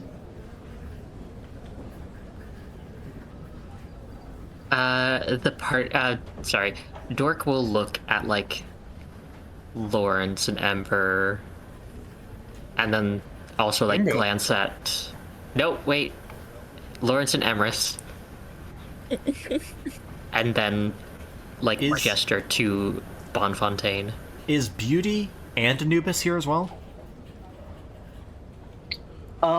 Beauty is down to just like chill out at the cabin since this isn't really like her whole shtick. And also, when you talk about planar travel and stuff like that, she like oh, that's right. immediately just like kind of feels like a pseudo reaction coming on, you know. So she's just like, I'm chill at home. So I'm cool with it just being hate right now. It is just hate. Yeah. Oh God, I need to change the name in the token thing. Whoopsie. All right. Kenny will lead you to one of like the secluded study rooms. If you guys wish to follow. Yes. Yes. Yes. Should I just stay here, or should I'd feel rude to go in with you guys. This seems personal.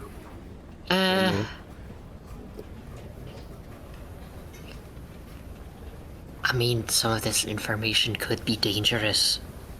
Should we... Yes, maybe you stay out here.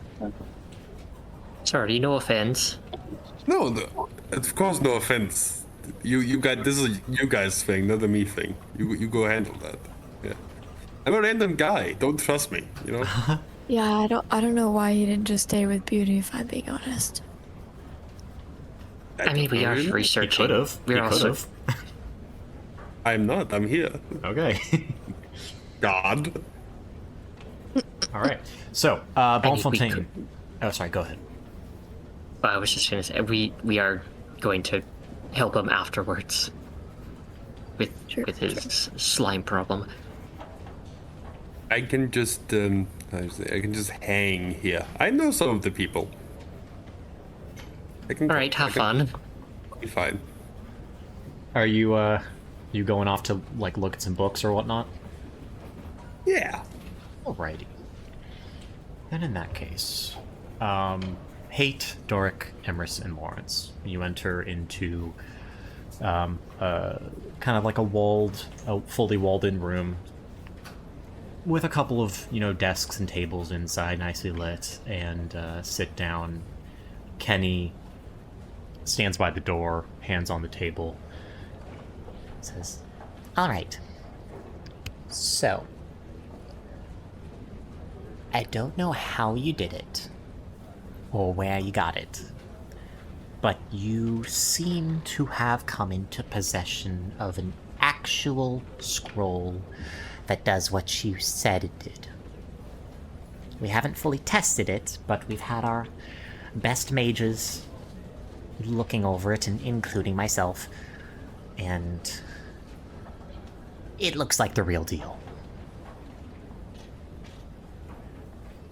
Well, that's pleasing to hear. So, what we've done is we have taken the scroll and copied it into one of our Athenaeum tomes for posterity, so that we can use it on you, should you so choose, without it being destroyed. How soon can you organize the casting of this? We could do it right now. Right in this room. All of the complex complex glyphing and sigils and whatnot are all on the page, so there's no need for a expansive sigil circle. The only issue is there is a hefty material cost. A large gem and some silver for each person, which we can provide. No deals or no issue, but it would have to come out of the payout, which we agreed upon, which I believe was a total of 25,000 gold pieces with 5% paid up front, which leaves us a due of 23,750 gold pieces.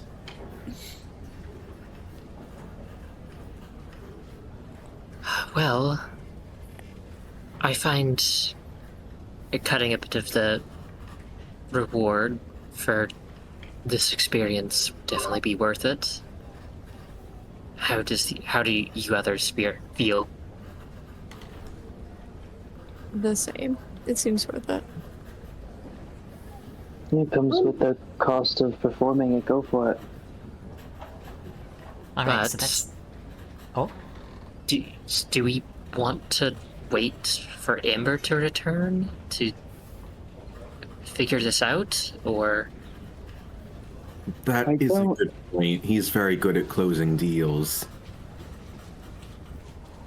I don't mean to sound like a downer, but he didn't exactly have the tone of voice of "I'm coming back soon." You know? I don't know. Maybe I only picked up on that, but he had the same look of "I'm done with this" that I know I had at one point.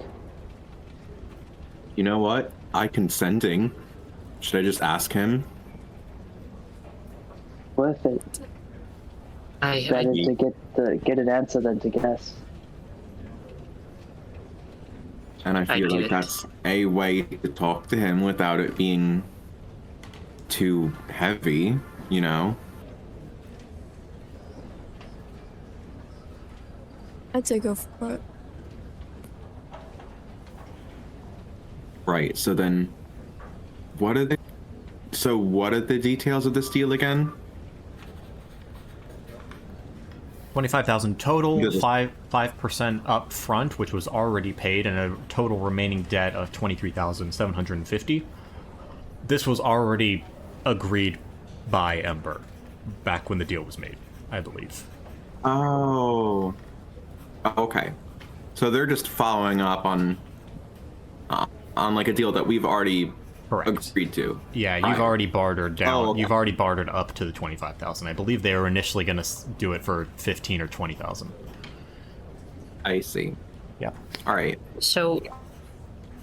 Sorry, just double checking. If they gave us the material components for this spell, how much money would be left for us?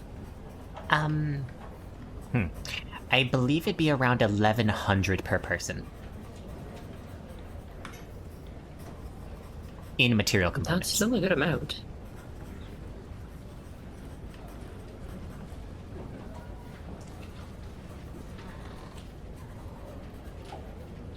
So then wait, are we trying to decide if we want to sell this or if we want to use it? Well, we're already not sure I going. have all- We're already going to give you the money for it. We already own this now. The deal's been done. What we're kind of talking about now is whether or not you want to be sent to the astral plane. If you do, then you have to forfeit a little bit of the payout.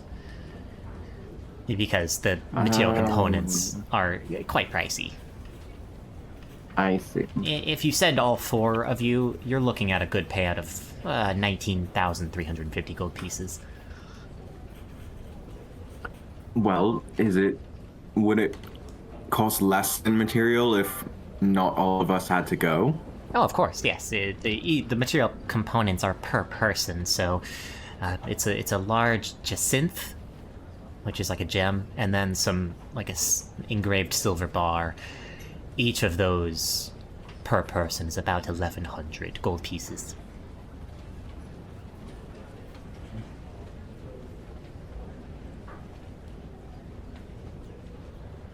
So I guess if Ember did return, it would cost us even more. Well, that's if he wanted to actually go to the astral plane, right? Yeah. That's my main question that I would ask him if he wanted to come with us. I see. All right. So then I can sending him and ask him that right now. Ready. I will sending to Ember Delight. We're collecting the gold from Groll. If you want to use 1,100 gold to go to Astral Plane, let me know. You can reply to this message.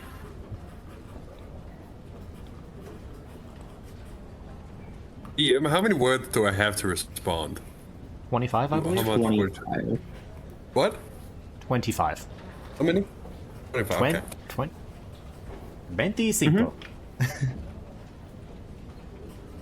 I think pretty quickly the message comes back. What the hell is the astral plane? Don't touch my money. I'm drunk. Right, so that's a no. Okay. Are there open windows in this building, or is it like a In closed library? the library does have windows. They're not open because it's winter. The room you're in does not have windows. Okay. All right, then he doesn't have to sacrifice money for traveling there then.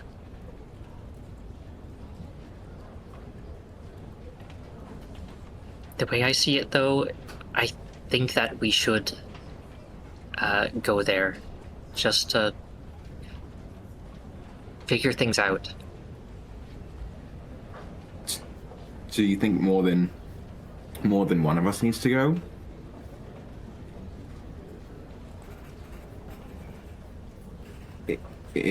It's not supposed to be dangerous, is it?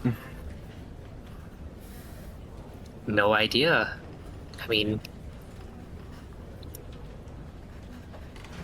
I don't think a lot is really known about it. Okay. Out of everyone here, who wants to go to the astral plane? Me. Me? What do I know about the astral plane? Not much. You've seen it in dreams, from your experience. You've seen it supposedly when you touched the magical artifact underneath Howl. Mm-hmm. You've Okay, heard, so that you've was heard the about it from astral plane. Emrys. You know that outside of the carriage is the astral plane.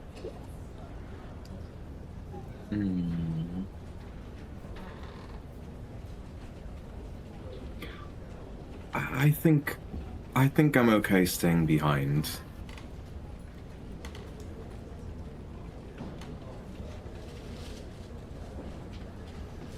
Eight? How do you feel about going?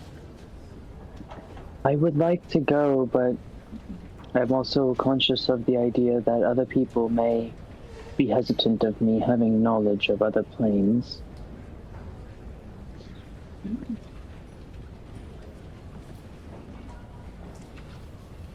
Is that a yes or a no for you?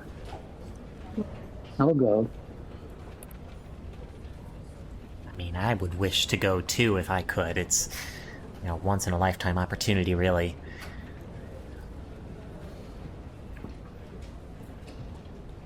Are you asking to come with us? No, no, no. I have to be here to cast the spell.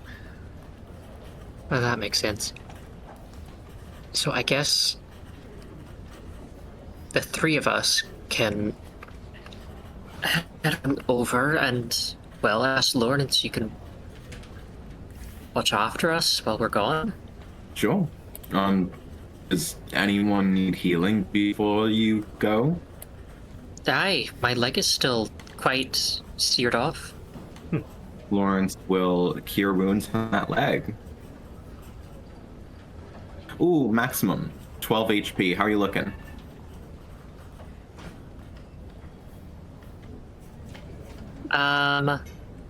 Still a bit rough. I'll cast another level 1 cure wounds. Another 8 HP. How you looking? Better, but he's still a bit burnt. We're gonna do a level 2 wounds. Oh, maximum on the first eye.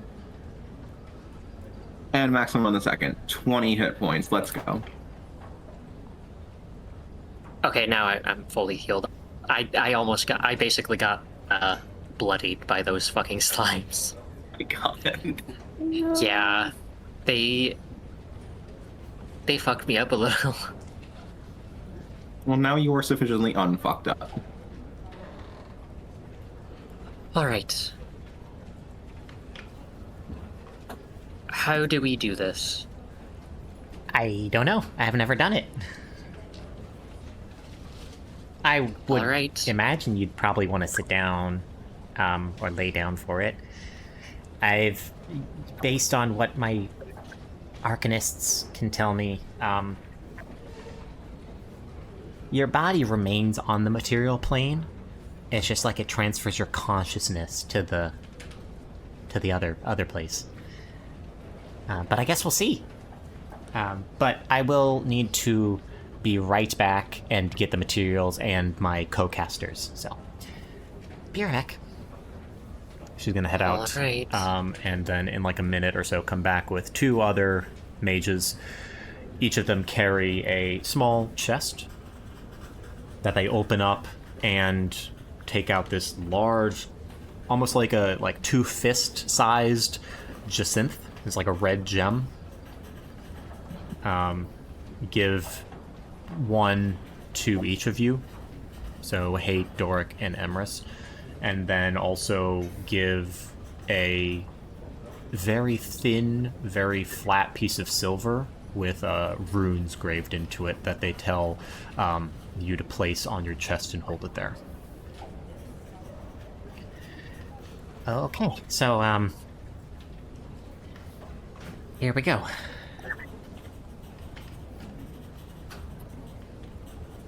The 3 casters are going to place hands on this tome that contains the astral projection spell, and immediately a silver blue thread is going to slowly creep out of the pages of the book and begin to split into many different threads, building and building as they continually chant the words on the pages. The threads begin to reach out and wrap around the gems, tightening around the gems until they shatter into millions of pieces that spread around in sort of like an anti-gravity field around your guys' bodies, and focus all of these threads. Each time a thread hits a floating piece of gem, it splits into 3 more threads and 5 more, and eventually all of these threads just wrap around your bodies, starting from your limbs, your feet, your hands, wrapping in towards your torso, and eventually covering your face. And it goes dark.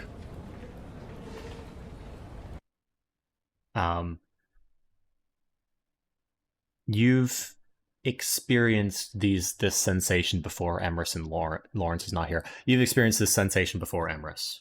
The fast moving. And when all of you come to, you slam to a stop and slowly regain your senses. And when you open them, you are standing in a very shallow ocean with a huge lattice work of snaking tendrils weaving and wrapping and twisting and curving all in the sky above you, high above you. And on the horizon, you see a little boat. And it rows towards you at a speed that you can't quite tell whether or not it's coming or going. You can't really make out the speed. It seems to like blur through the surface of the ocean. And then, in what feels like a shorter amount of time than it should have taken it to get here, the boat is upon you. Inside the boat is a cloaked figure, very similar to one that you saw in your dream. Laying down the hood, this creature removes its hood, and you see a very stout little otterfolk wearing a bucket cap and some sort of fishing vest. Hi. Howdy, y'all. It's my pleasure to meet you finally.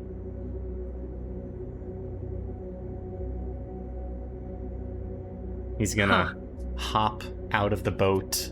The water comes up to mid-leg on him. He kind of plods on over to you and extends a hand to shake hands with you, Emrys. And then you're gonna see this sort of spectral, a spectral clone of himself kind of emerge from behind him and also hold out a paw to shake you, Dork. And then another clone kind of comes out and floats on up and shakes and reaches a paw out to shake your hand, Hate.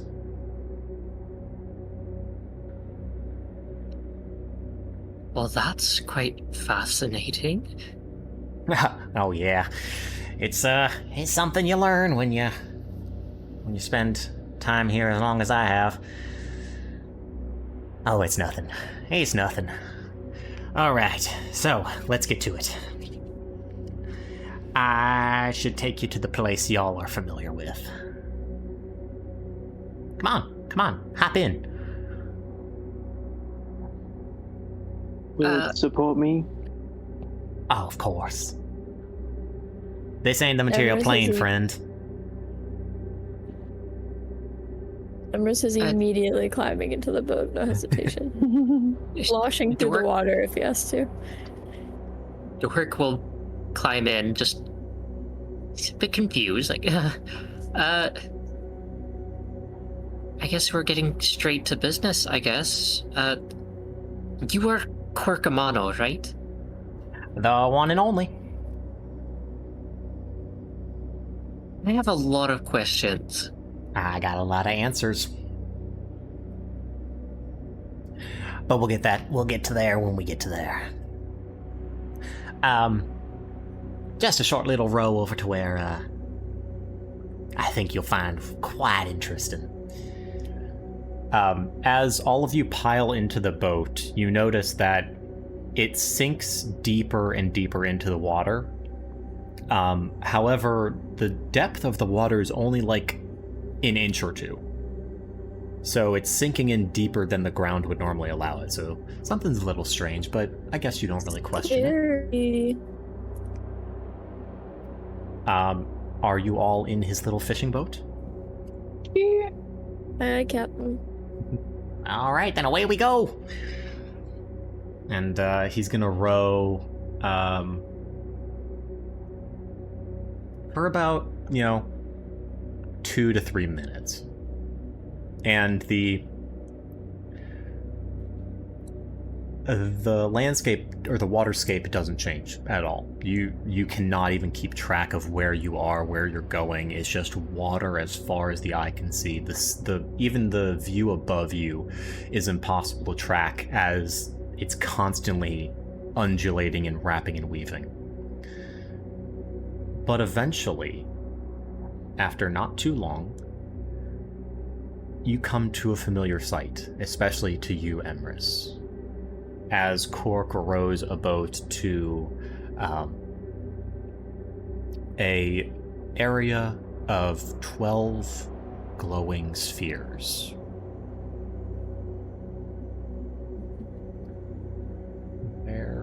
Where is my map?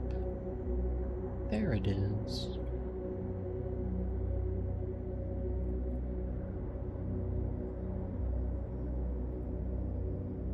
There we go.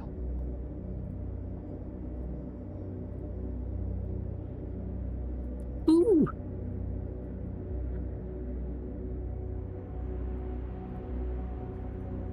So here we are. I suppose y'all have a lot of questions, so I'll just sit back and let you ask them, I suppose. All right, I'm sure we have a lot and pretty similar questions. Do you guys want to start, or should I? Emrys is just like staring at the orbs. Okay. Well, where are we? What are these? These Well, seeds. y'all are in the magnificence that is the astral plane. The Well, space yes, that surrounds everything and every other plane in existence. Oh, it was quite difficult to get here. Don't know how. Well, I guess I'll get to that afterwards. And these things? These 12 little magical objects? Why, these are what I've called the cores of a strumacetum.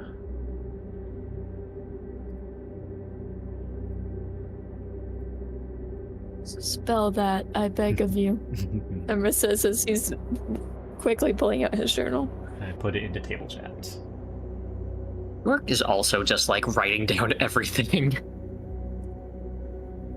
I just imagine like we're all just sitting in the water, like, okay, can you spell that? Is that with an I or a Y? Oh, that'd be ASTRUMASIDUM.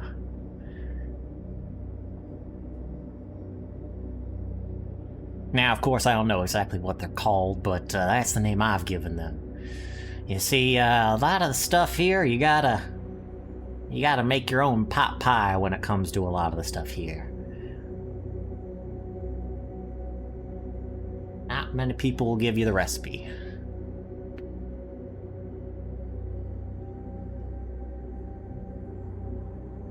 And how did an otterfolk fisherman from a small village get out here and his hands on a scroll of astral projection? I mean, that's question. Science not known to anyone.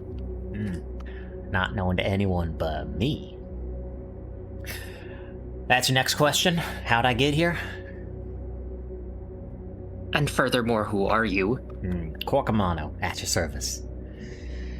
Well, you see, when I was just a itty-bitty little baby, my otter pop was, always looking for the next adventure. Skip Amano was his name, and he always had this calling to the adventure. So we left our family, and I was raised by my mama. I too felt that calling at one point. However, it was focused in a different direction. You see, there are these events that happen called the planar conjunctions. And I wanted to learn all about them. I'd seen firsthand the destruction the last one caused. Well, I suppose it ain't the last one anymore. The second to last one. I wanted to stop them, naive as I was back then. But, I spent my entire life researching the planar conjunctions and found that they all stem from the same thing, the astral plane. So, with a lot of money, a lot of time, and a lot of meditation, kept trying to get there. Kept trying to get to the astral plane, and I could never do it. Until one day it just happened. I couldn't tell you why. I disappeared, and I came here.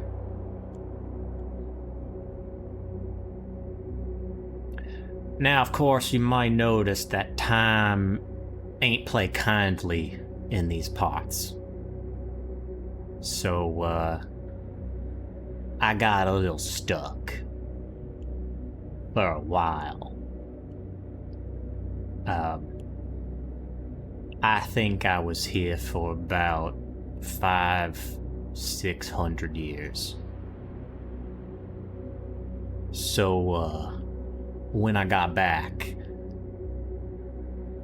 I was dead to everyone that loved me and everyone I loved.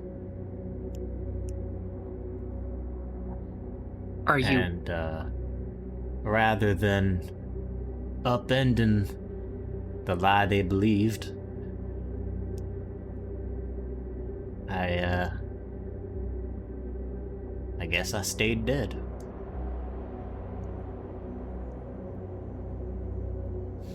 So, he has a little bit of a tear in his eyes.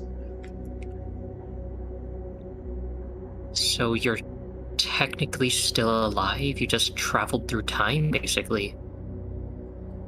In a way, in a manner of speaking, I suppose. But it's more that time flows differently here.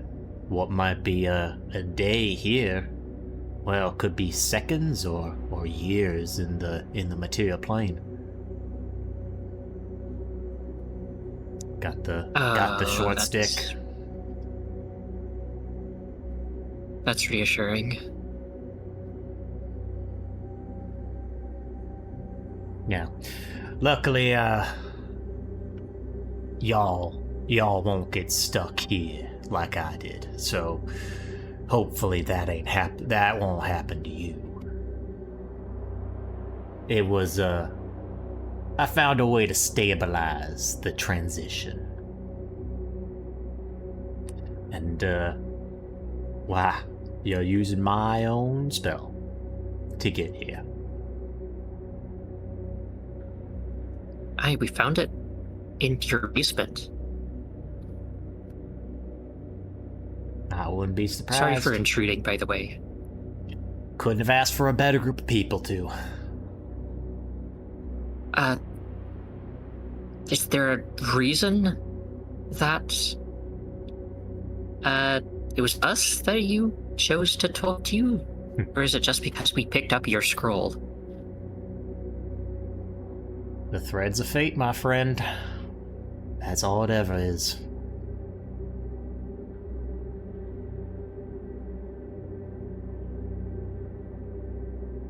Okay, I'm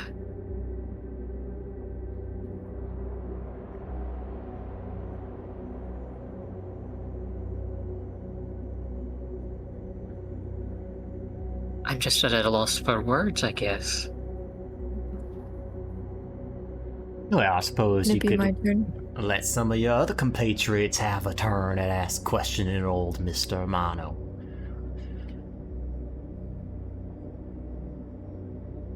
Yeah, so these orbs, you called the collection of them Astromacidum? The cores of Macidum? Astromacidum. Astromacidum. What are they individually? Each one is its own individual core.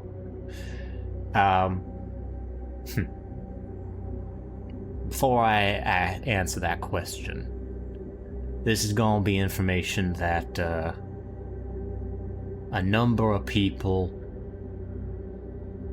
only a number of people I could count on my one paw currently know about. And it will change your life forever. And I want to be sure that you're fine with that. Yes. I feel like we're a bit past that point. And you, my tall, field-old friend? My life was just changed about 2 days ago, so hit me with another. Well then, here we go. These cores, they are the gods. Yes, I knew it. Sorry. Or perhaps, Continue. to be better clear, they were the gods. They are what remain.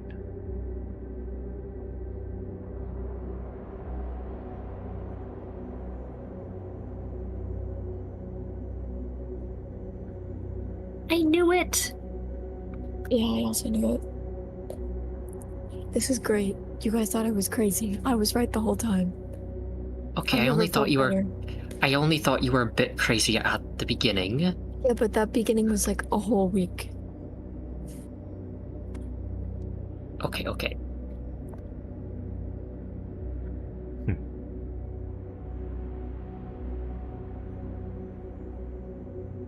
So,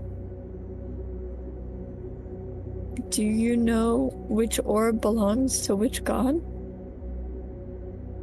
That I do not. See, the thing is, there were more gods way back in the,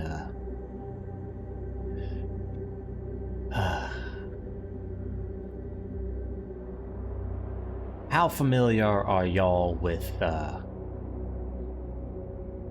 calendar? Decently. Right. So, y'all know that the year 0 starts with the era of Gales, pinpointed by the start of the first planar conjunction. Before that time, there were gods, and they thrived, and there were many more than 12 of them.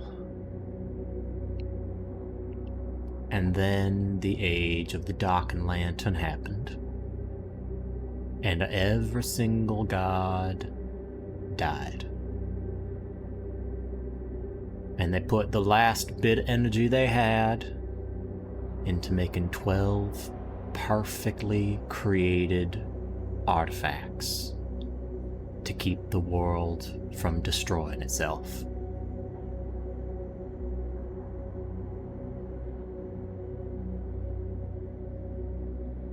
So, what happened to them? Same thing that happens to everything else that people stop believing in. When the age of the awakened lattice happened, everyone was focusing on the arcane instead of the divine, and, well, eventually people just didn't need the divine no more. Little did they know the ramifications that would have. It happened nonetheless.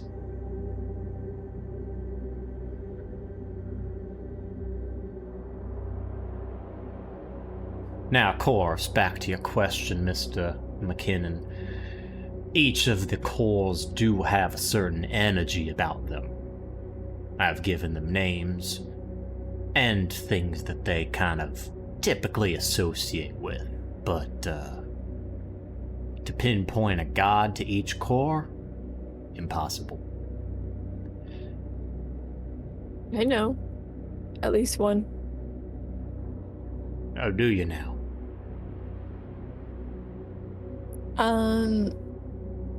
Can I recognize the color of the one I did? It was the sea foamy kinda. It was blue. Yeah, I see there's like 3 blues on there. Can I roll history? Well, I'd say you've been obsessed with this long enough that you don't even need to roll it. It's going to be the one in the 11 o'clock position. Okay. Let me fix my music. God damn, it's ruining my vibe. Emrys is gonna point to that one. The core of determination.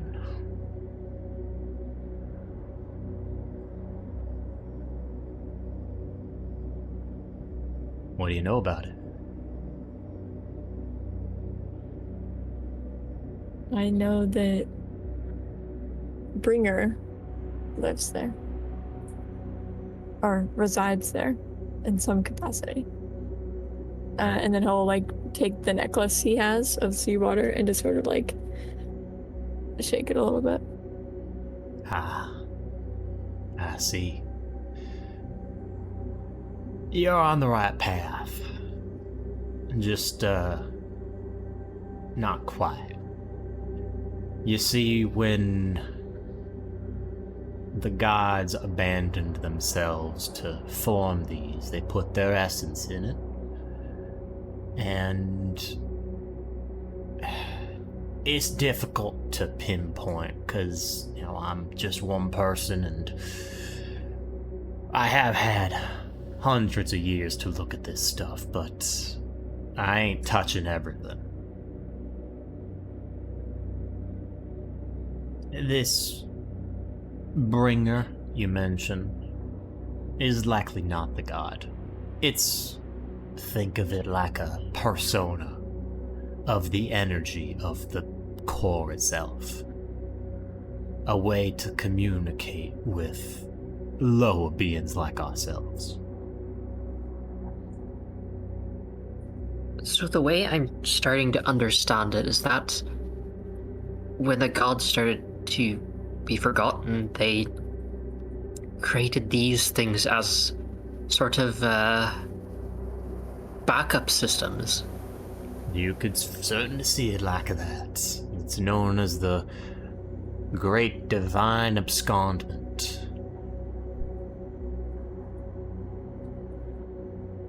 Did all the gods work together to create these? Most? Yeah. Almost all of them. And the ones who didn't really want to, well, they didn't really have a chance. The only way of surviving would be to die.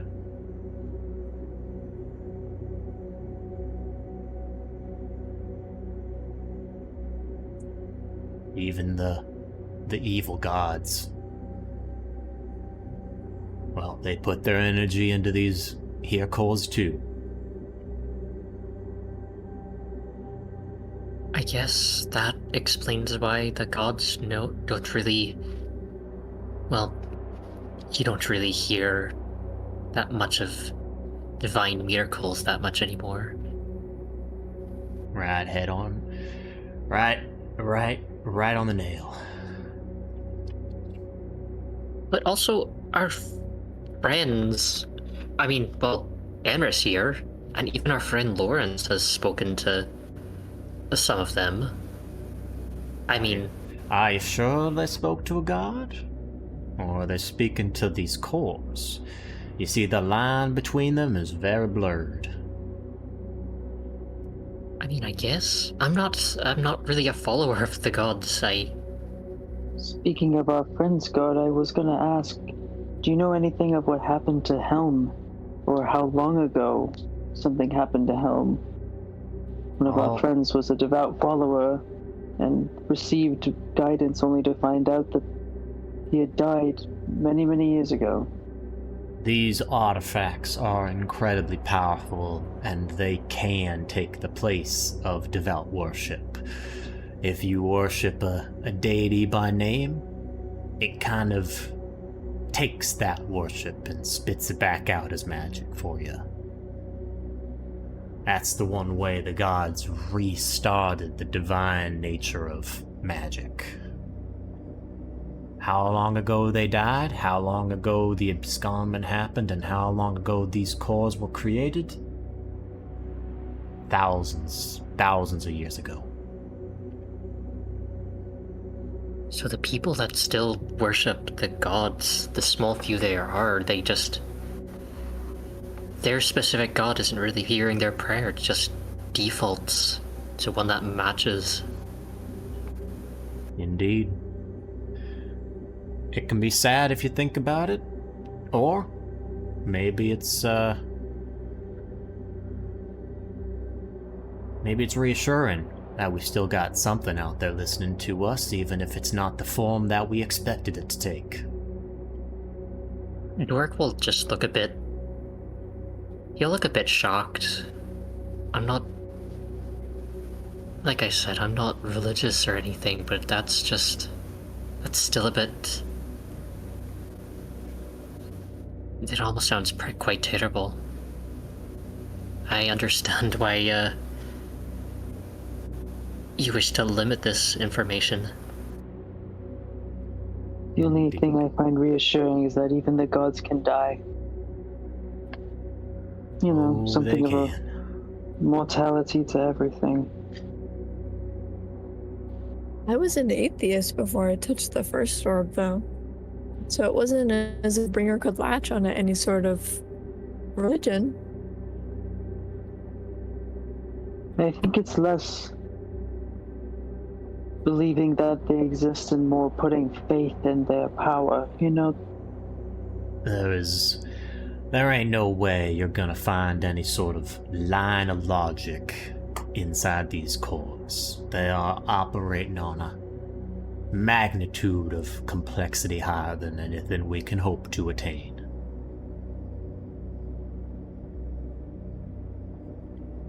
Earlier you said something. Almost all the gods... helped. Well, yeah, all of the gods that helped and made this, well, their energy's here. The ones that didn't, gone forever. Some were stubborn.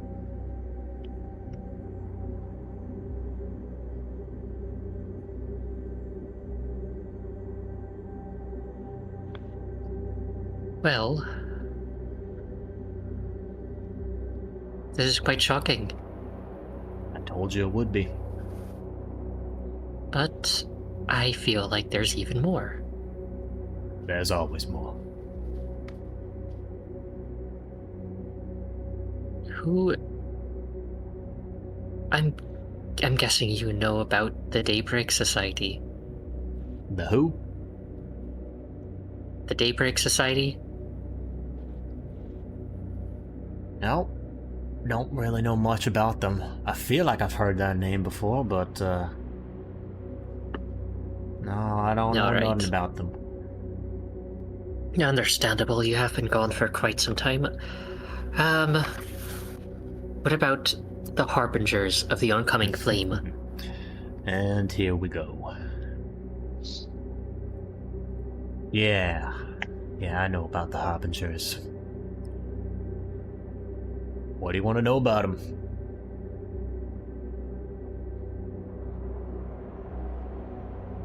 Who are those star-headed bastards, and what are they trying to do?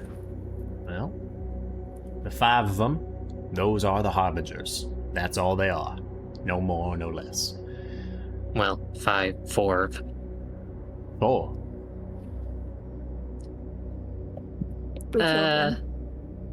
Aye. Alrighty then. As to their goals, I'm not sure. They're secretive. They're clandestine. But, they have something to do with this here core. And he's gonna kind of walk on over to the bright, the bright orange one in the 3 o'clock position. And Emrys, this is the core that you at one point saw was cracked. There was a sliver of a crack running through it that was spewing out bright light. They're doing Where something. did I see this again? Sorry. Because I remember seeing it. The second time you went into the seed. Okay. They're doing something to this one.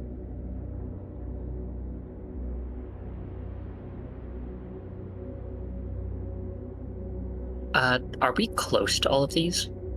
It's about a 50-foot radius circle, or a 50-foot diameter circle, so I actually maybe like 100 foot, I don't know. It's a big circle, so you can walk around to any of the cores you want. Can I approach the seed he's talking about? Or the core? Yeah, sure. Now, we'll have to warn you, don't touch any of these. I've heard from the others that... I know if I can get you back.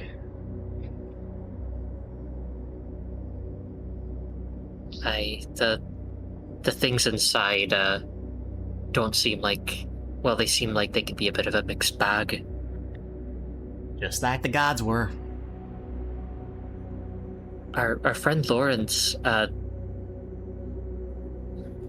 seed he entered, or the core, sorry, it held a spirit of the hunt?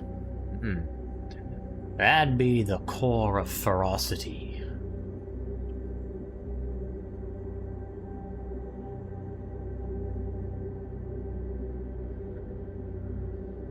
Representing, typically hunting, barbarians, strength, all that sorts of things.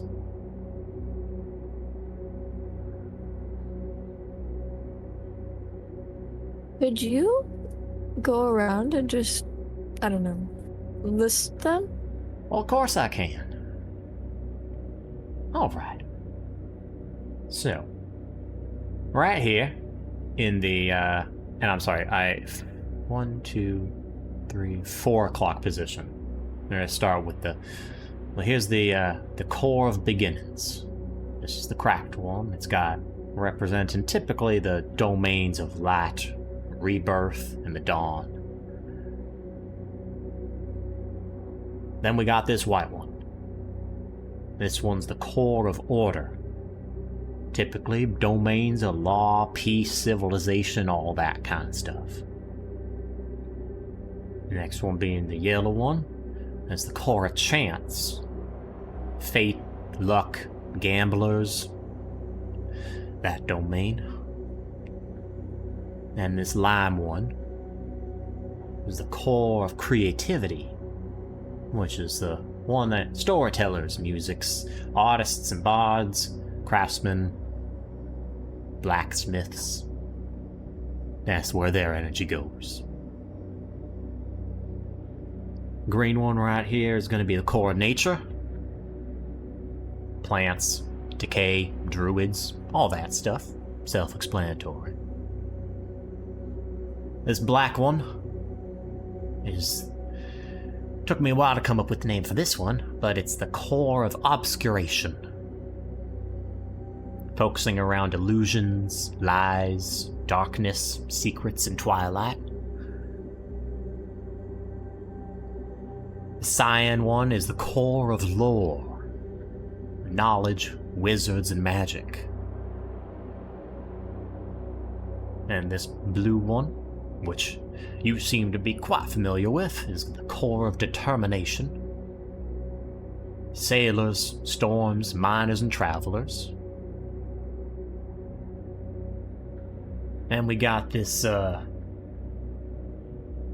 indigo one, which is the core of pain, sickness, torture, and sacrifice. This gray one It's the core of vitality. Life, death, healing, necromancers, right here. And we got this maroon one, which is the core of ferocity. I'm sorry, skipped over one. We got this. The colors are a little bit wonky here. We have this red one here, which is the core of domination, destruction, tyranny, power, and war. And then last up, the core of ferocity, hunting, barbarians, and strength. And that covers about it.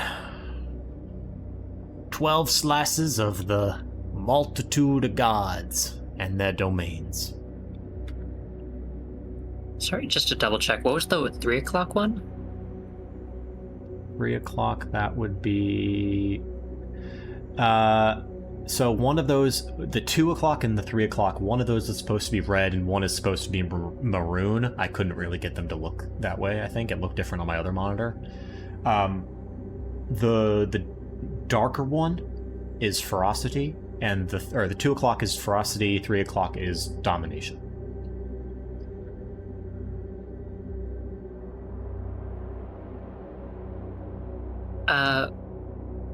The crack, the one that was originally, the one that the harbingers are apparently manipulating, was it the core of beginnings or the core of domination? Core of beginnings. Okay. There you go. That looks bad, but I pasted it in table chat. That works.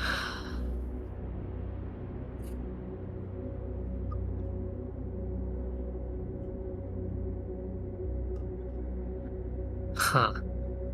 Now, I'm sure y'all have figured out that these coals have a component on the material plane. Most of them, nearly all of them, are hidden for good reason. I ain't know why they're there. Perhaps the gods threw down little seeds.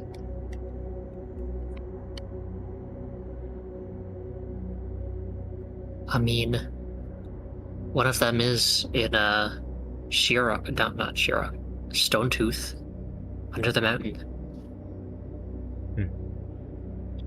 Fascinating. I ain't been able to find... Well, I was never quite focused on finding where they were in the material plane, so... I don't know much.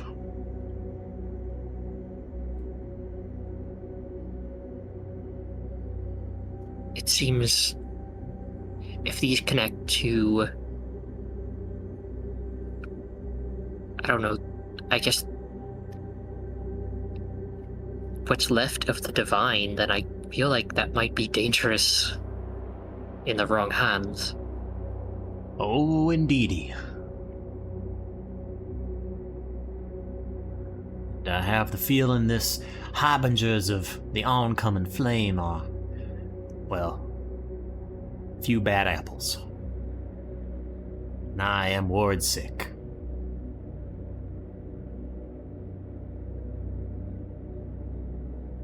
Do you know what they're doing to the core of beginnings? Well, I ain't sure. Seems like they're cracking it for some reason. From what we've heard, and it sounds like they're trying to perform some sort of purification of everyone on the planet. Oh boy. Maybe they use it to rebirth and start a new world under their own image. Certainly hope that ain't the case. It's caused a lot of just a lot of pain. A lot of distrust and hate between a lot of different people. That Daybreak Society I mentioned, they're a terrorist organization that seems to have connections to the Harbingers. Well, I hope y'all are willing to be my paws and eyes and ears on the material plane, because I don't think I could do much investigating from up here, but hopefully, with us together, we'll be able to work something out. Yeah, I mean, what are we supposed to do? I mean, what is any of us supposed to be doing? I don't know. I'm sorry. I really wish I could tell you exactly what to do, but I've had my paws full researching how these planar conjunctions are connected, if they are at all, to this. And if there's harbingers, I think I have this hypothesis that they're somehow causing these astral chords to break and cause these planar conjunctions, but I can't pinpoint it.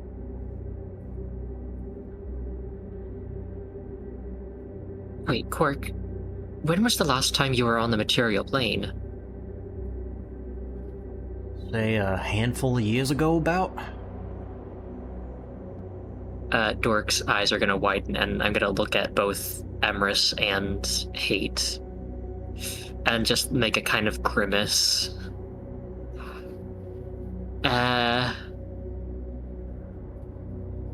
So you wouldn't know about the moon?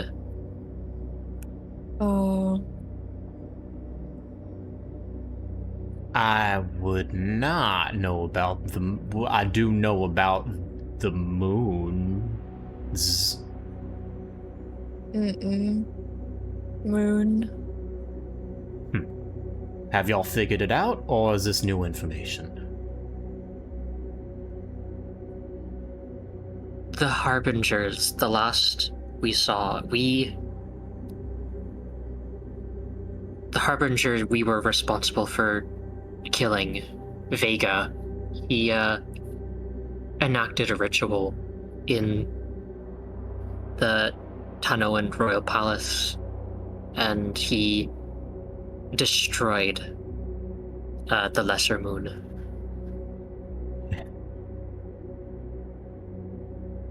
Well, ain't that something? I think that just put all the pieces together for me. Well, a lot of them at least.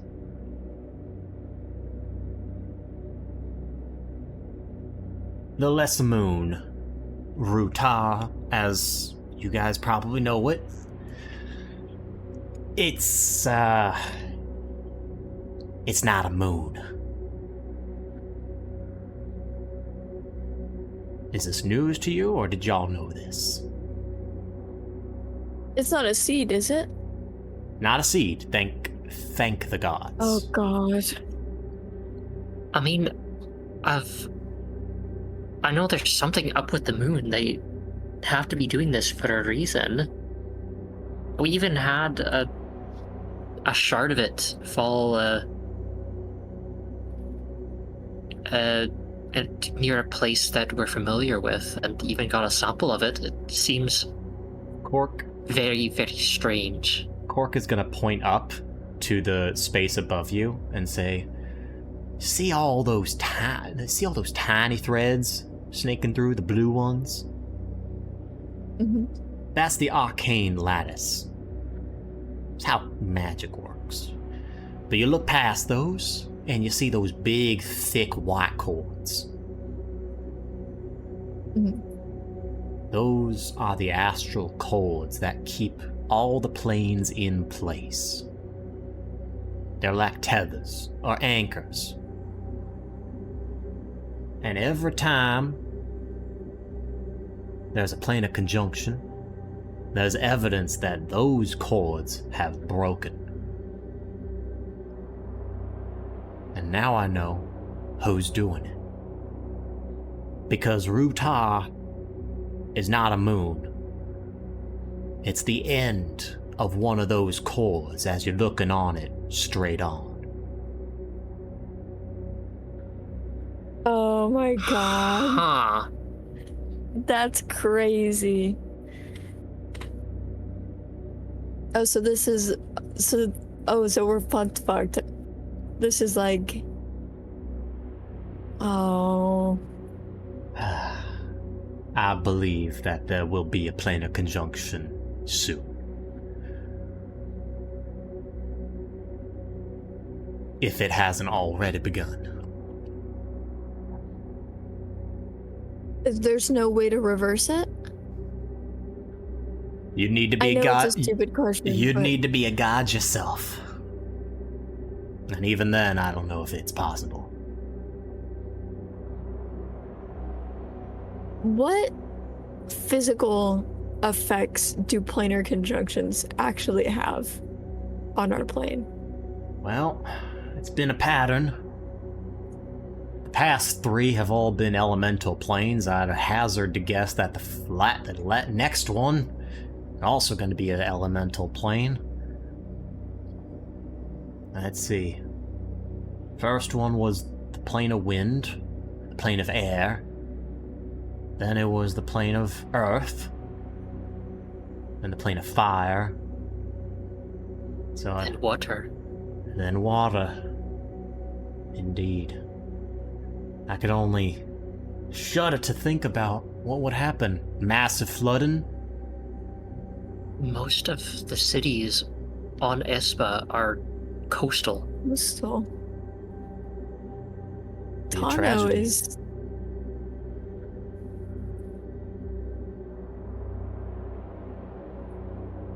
Now,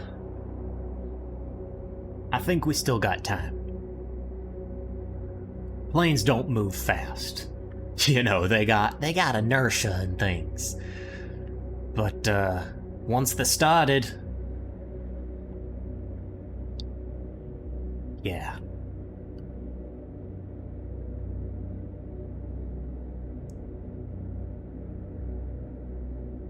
Told you this would change you forever.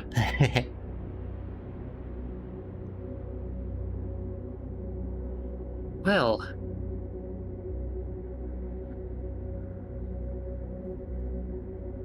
You've been here for a while. Do you have any ideas? Like, what could, aside from a god? I don't. I really don't. I wish I had all the answers. I really do, but...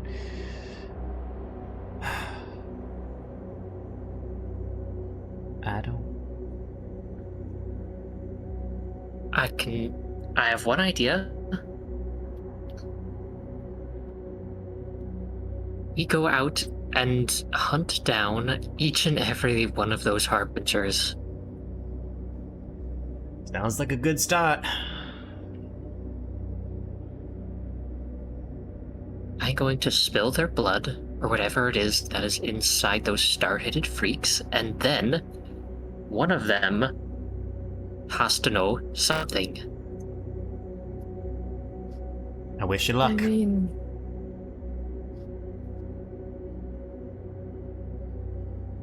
oh, before you send us back, can I? And then he's gonna start to step out of the boat.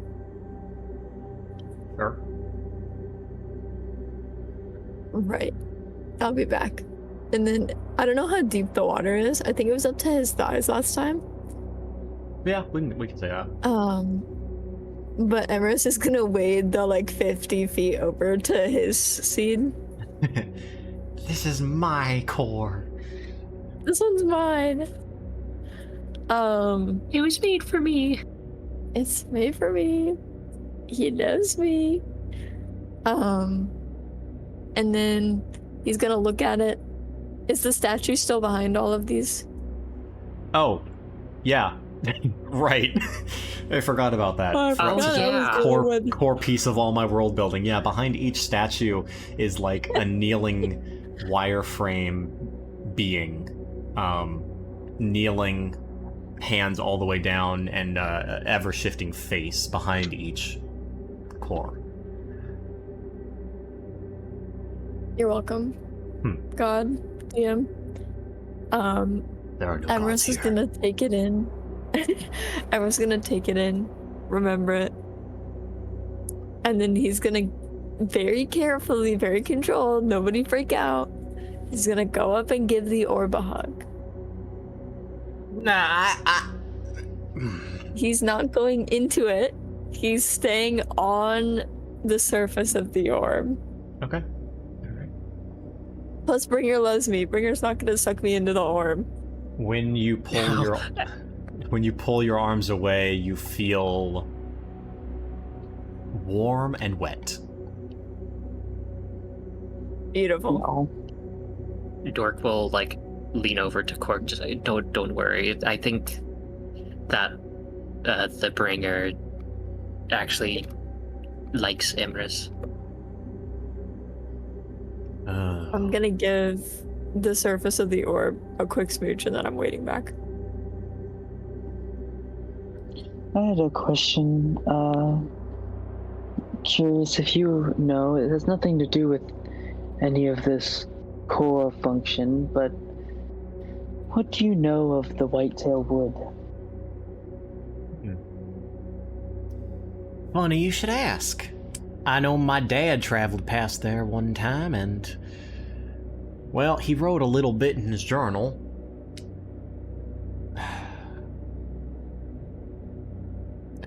I have an affinity to nature. So, I kind of looked at the nature core closely, and I have reason to believe that the nature core, its companion on the material plane, somewhere in there. My hypothesis. But as to why it's all dead and stuff when it should be thriving full of life, couldn't tell you.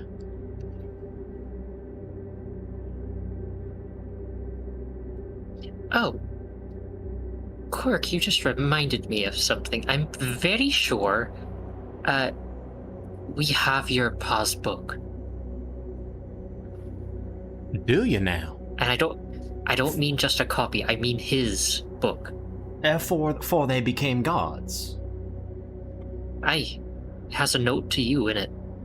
Aww. You have it with you. Usually it's in the cabin, but can I just say that I brought it because we were probably going to be speaking to Cork? Sure. Okay, do I have my bag on me? I don't know, do you? Did you bring it? Give me... Dork is wearing his regular gear. He's ready for anything. Then yeah, I guess you have it. I find it funny that you retroactively, like, you retconned that you brought it with you, but you didn't retcon that you put it on your person when we started it. You have the power. I forgot. But, Dork will just reach into his bag and pull out the book. I, don't know Halfling, so had to get some help with it, but... Aw. No, this is fantastic. I do speak Halfling, so it's... Well, my Autopop sent back copies of this. They were unfinished, and... let me see.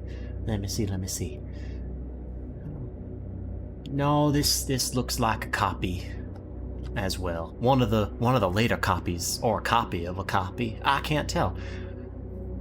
Ah. But it's a very good copy. And Sorry for getting your hopes up. I can feel his words. No, it's okay. I know my dad's probably gone. Most of my family is. I've had many, many centuries to mull it over and come to terms with it.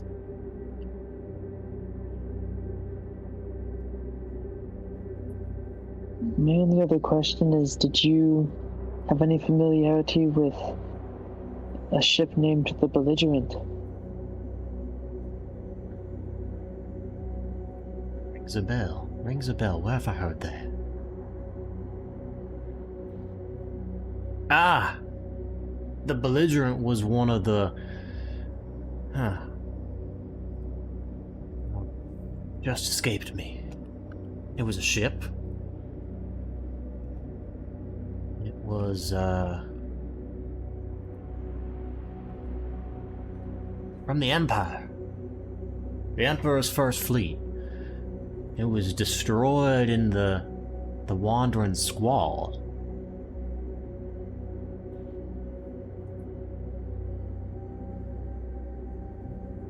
That was one of the first casualties of the first planar conjunction.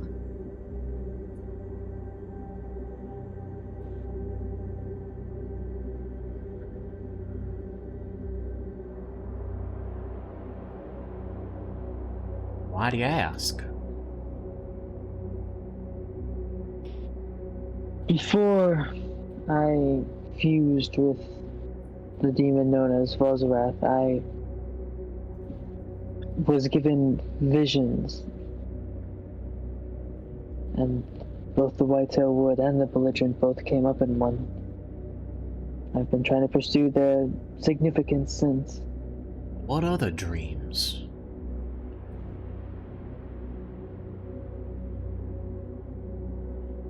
Just a lot of apocalyptic things. I just assumed it was a demon inside me trying to be terrible and make me feel terrible, but no, as I think of it, it's, you know, just stormy winds, and I felt like I was on the Belligerent. I saw tall Goliath man.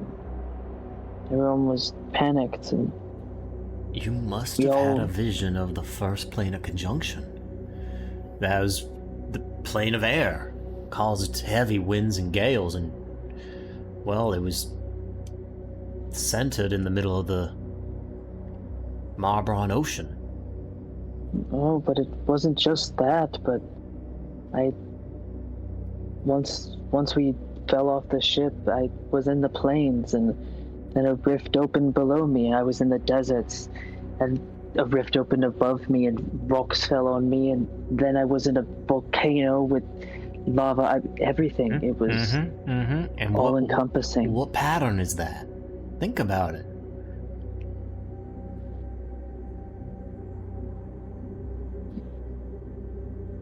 Is it the same one?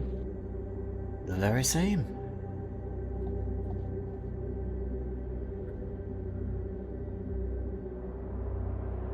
You've had visions of each planar conjunction. Fascinating.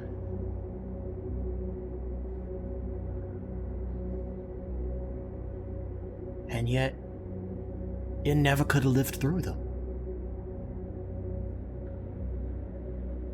I don't know. Do you think that any of these could have had anything to do with the demon? Because all of my memories and all of these have come from the Voz part of me. I was about to. Sorry. No, go ahead. Ask your question. I was actually wanting to ask you about that. I mean, we've been talking about how do I say this? The Anubis half of you.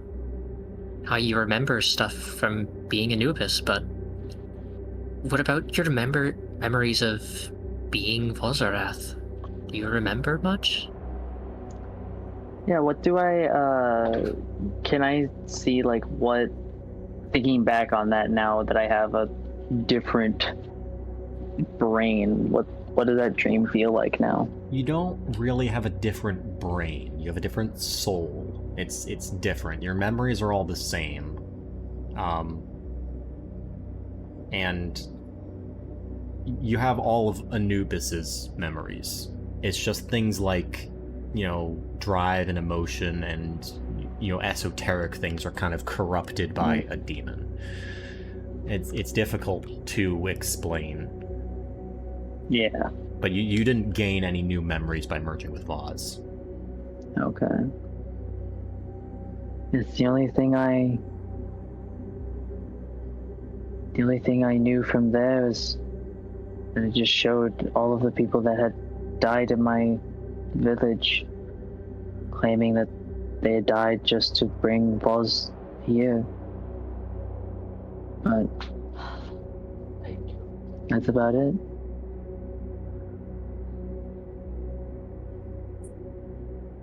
Well, you got any more questions for me? I can think of two. Shoot. Well, I guess this doesn't really have to do with much about the cores and the conjunctions. I think, at least. But did your pa ever tell you about anything within the Great Forest of Feather? Last I heard of him, he was headed out that way, but I never got another letter from him. I think he made it to the forest, wrote down something about floating islands, and then that was the last of it. I remember reading about that in his book, and, well, I've heard about all sorts of strange things from within it. I'm from within it myself. Well, I'd ask you if you could, if you're headed out that way to, on the long, long chance that you find any of his remains, bury them decently. But he'd be long dissolved by now. Well, we did find a compass that seems to point out that way. Oh yeah, It seems- he left his compass with me. That would have been in my house. It's supposed to point to a matching compass he had. Well, I guess that could help us Hope so. fulfill that request. I guess if we head that way, we'll let you know what we find. Which I guess brings... Sorry, go ahead. I'd appreciate it. Which I guess brings me to my other question.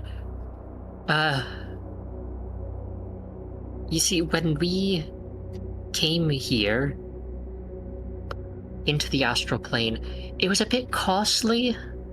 It's quite costly to come visit you and speak to you. How are we supposed to communicate with you without having to cast a next to impossible spell?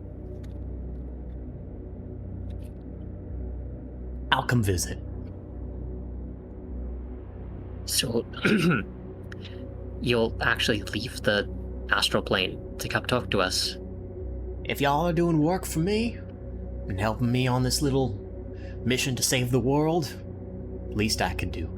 And plus, I'm sure one of y'all can cast various messaging spells across vast distances. Aye, Lawrence does that quite a bit. There you go. There's a chance it won't make it through the interplanar veil, but you never know. Is it safe for you to visit? Safe how? I don't know. Do you have to keep an eye on this plane, or are you just sort of keeping watch over this place? I don't need to tend to these, if that's what you're asking. I've been keeping an eye on this plane for centuries. I can take a little break. Occasionally. Alright then.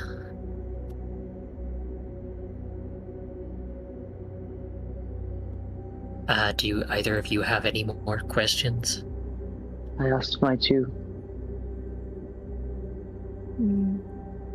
No, I don't think so.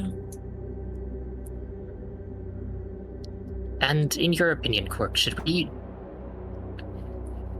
So we've been randomly coming across the cores in the material plane. We've found two. Should we avoid touching them? That's up for you to decide. It's might finicky touching them from what I've seen and learned. You never know what could happen. Most people, most people that ain't your caliber simply die. So the fact that you've come across 2 and ain't died, that's something. Well, the quarter ferocity almost killed all of us. Yeah, they tend to do that. I mean, it's in the name. Well, I guess knowing with the knowledge that you gave us of each of the cores, I guess knowing which they are is important enough to help us decide on that sort of matter. Be smart.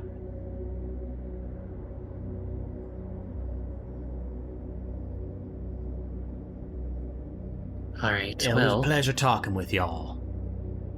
And I hope we get to do so again soon. Alright, well... Wish us luck, as I think we're in the eyes of another harbinger in the city. Good luck. So how do we leave? I was waiting for you to ask that question. You're gonna turn around, you're gonna see a little silver cord leading out of your back. You're just gonna pull on it. Like you're pulling yourself a rope to land.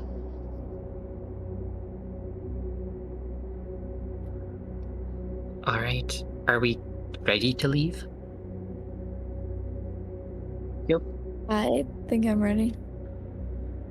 Alrighty. Then you do so. And as you pull yourself back, you feel the strain kind of getting stronger and stronger. And with one final yank, you feel everything disappear. And eventually, after moving very swiftly, you have this sensation of being re-wrapped and, wound and everything, reformed. And as the threads dissipate around your head,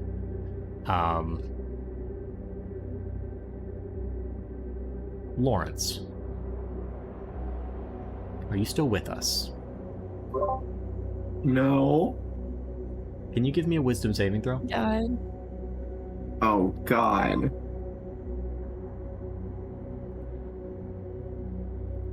That was so close to a 1. Alright. 16. 16. As the threads unwrap around your head, you're going to see 3 people in the room with you. You're going to see... Well, actually, you're going to see 2 people standing, 3 people on the ground. Kenny and the co-casters are unconscious on the ground. Lawrence is standing stunned, being held by magical chains. And standing in front of the closed door is a person wearing a long, dark red robe with a stone mask, holding the astral projection tome. I guess it does pay to be patient. Goodbye. And they disappear. And that's where we'll end the session. No. Fuck off. No. Yay! No. So much lore was just filled in. Wasn't that the coolest session ever, huh? Yeah, God, yeah. You think you have one thing figured out and you get back and everything's fucked up again. I had to skip a We take section. 1 step forward, 2 steps back. I had to skip a section of my notes because I wanted to write down everything as it was happening.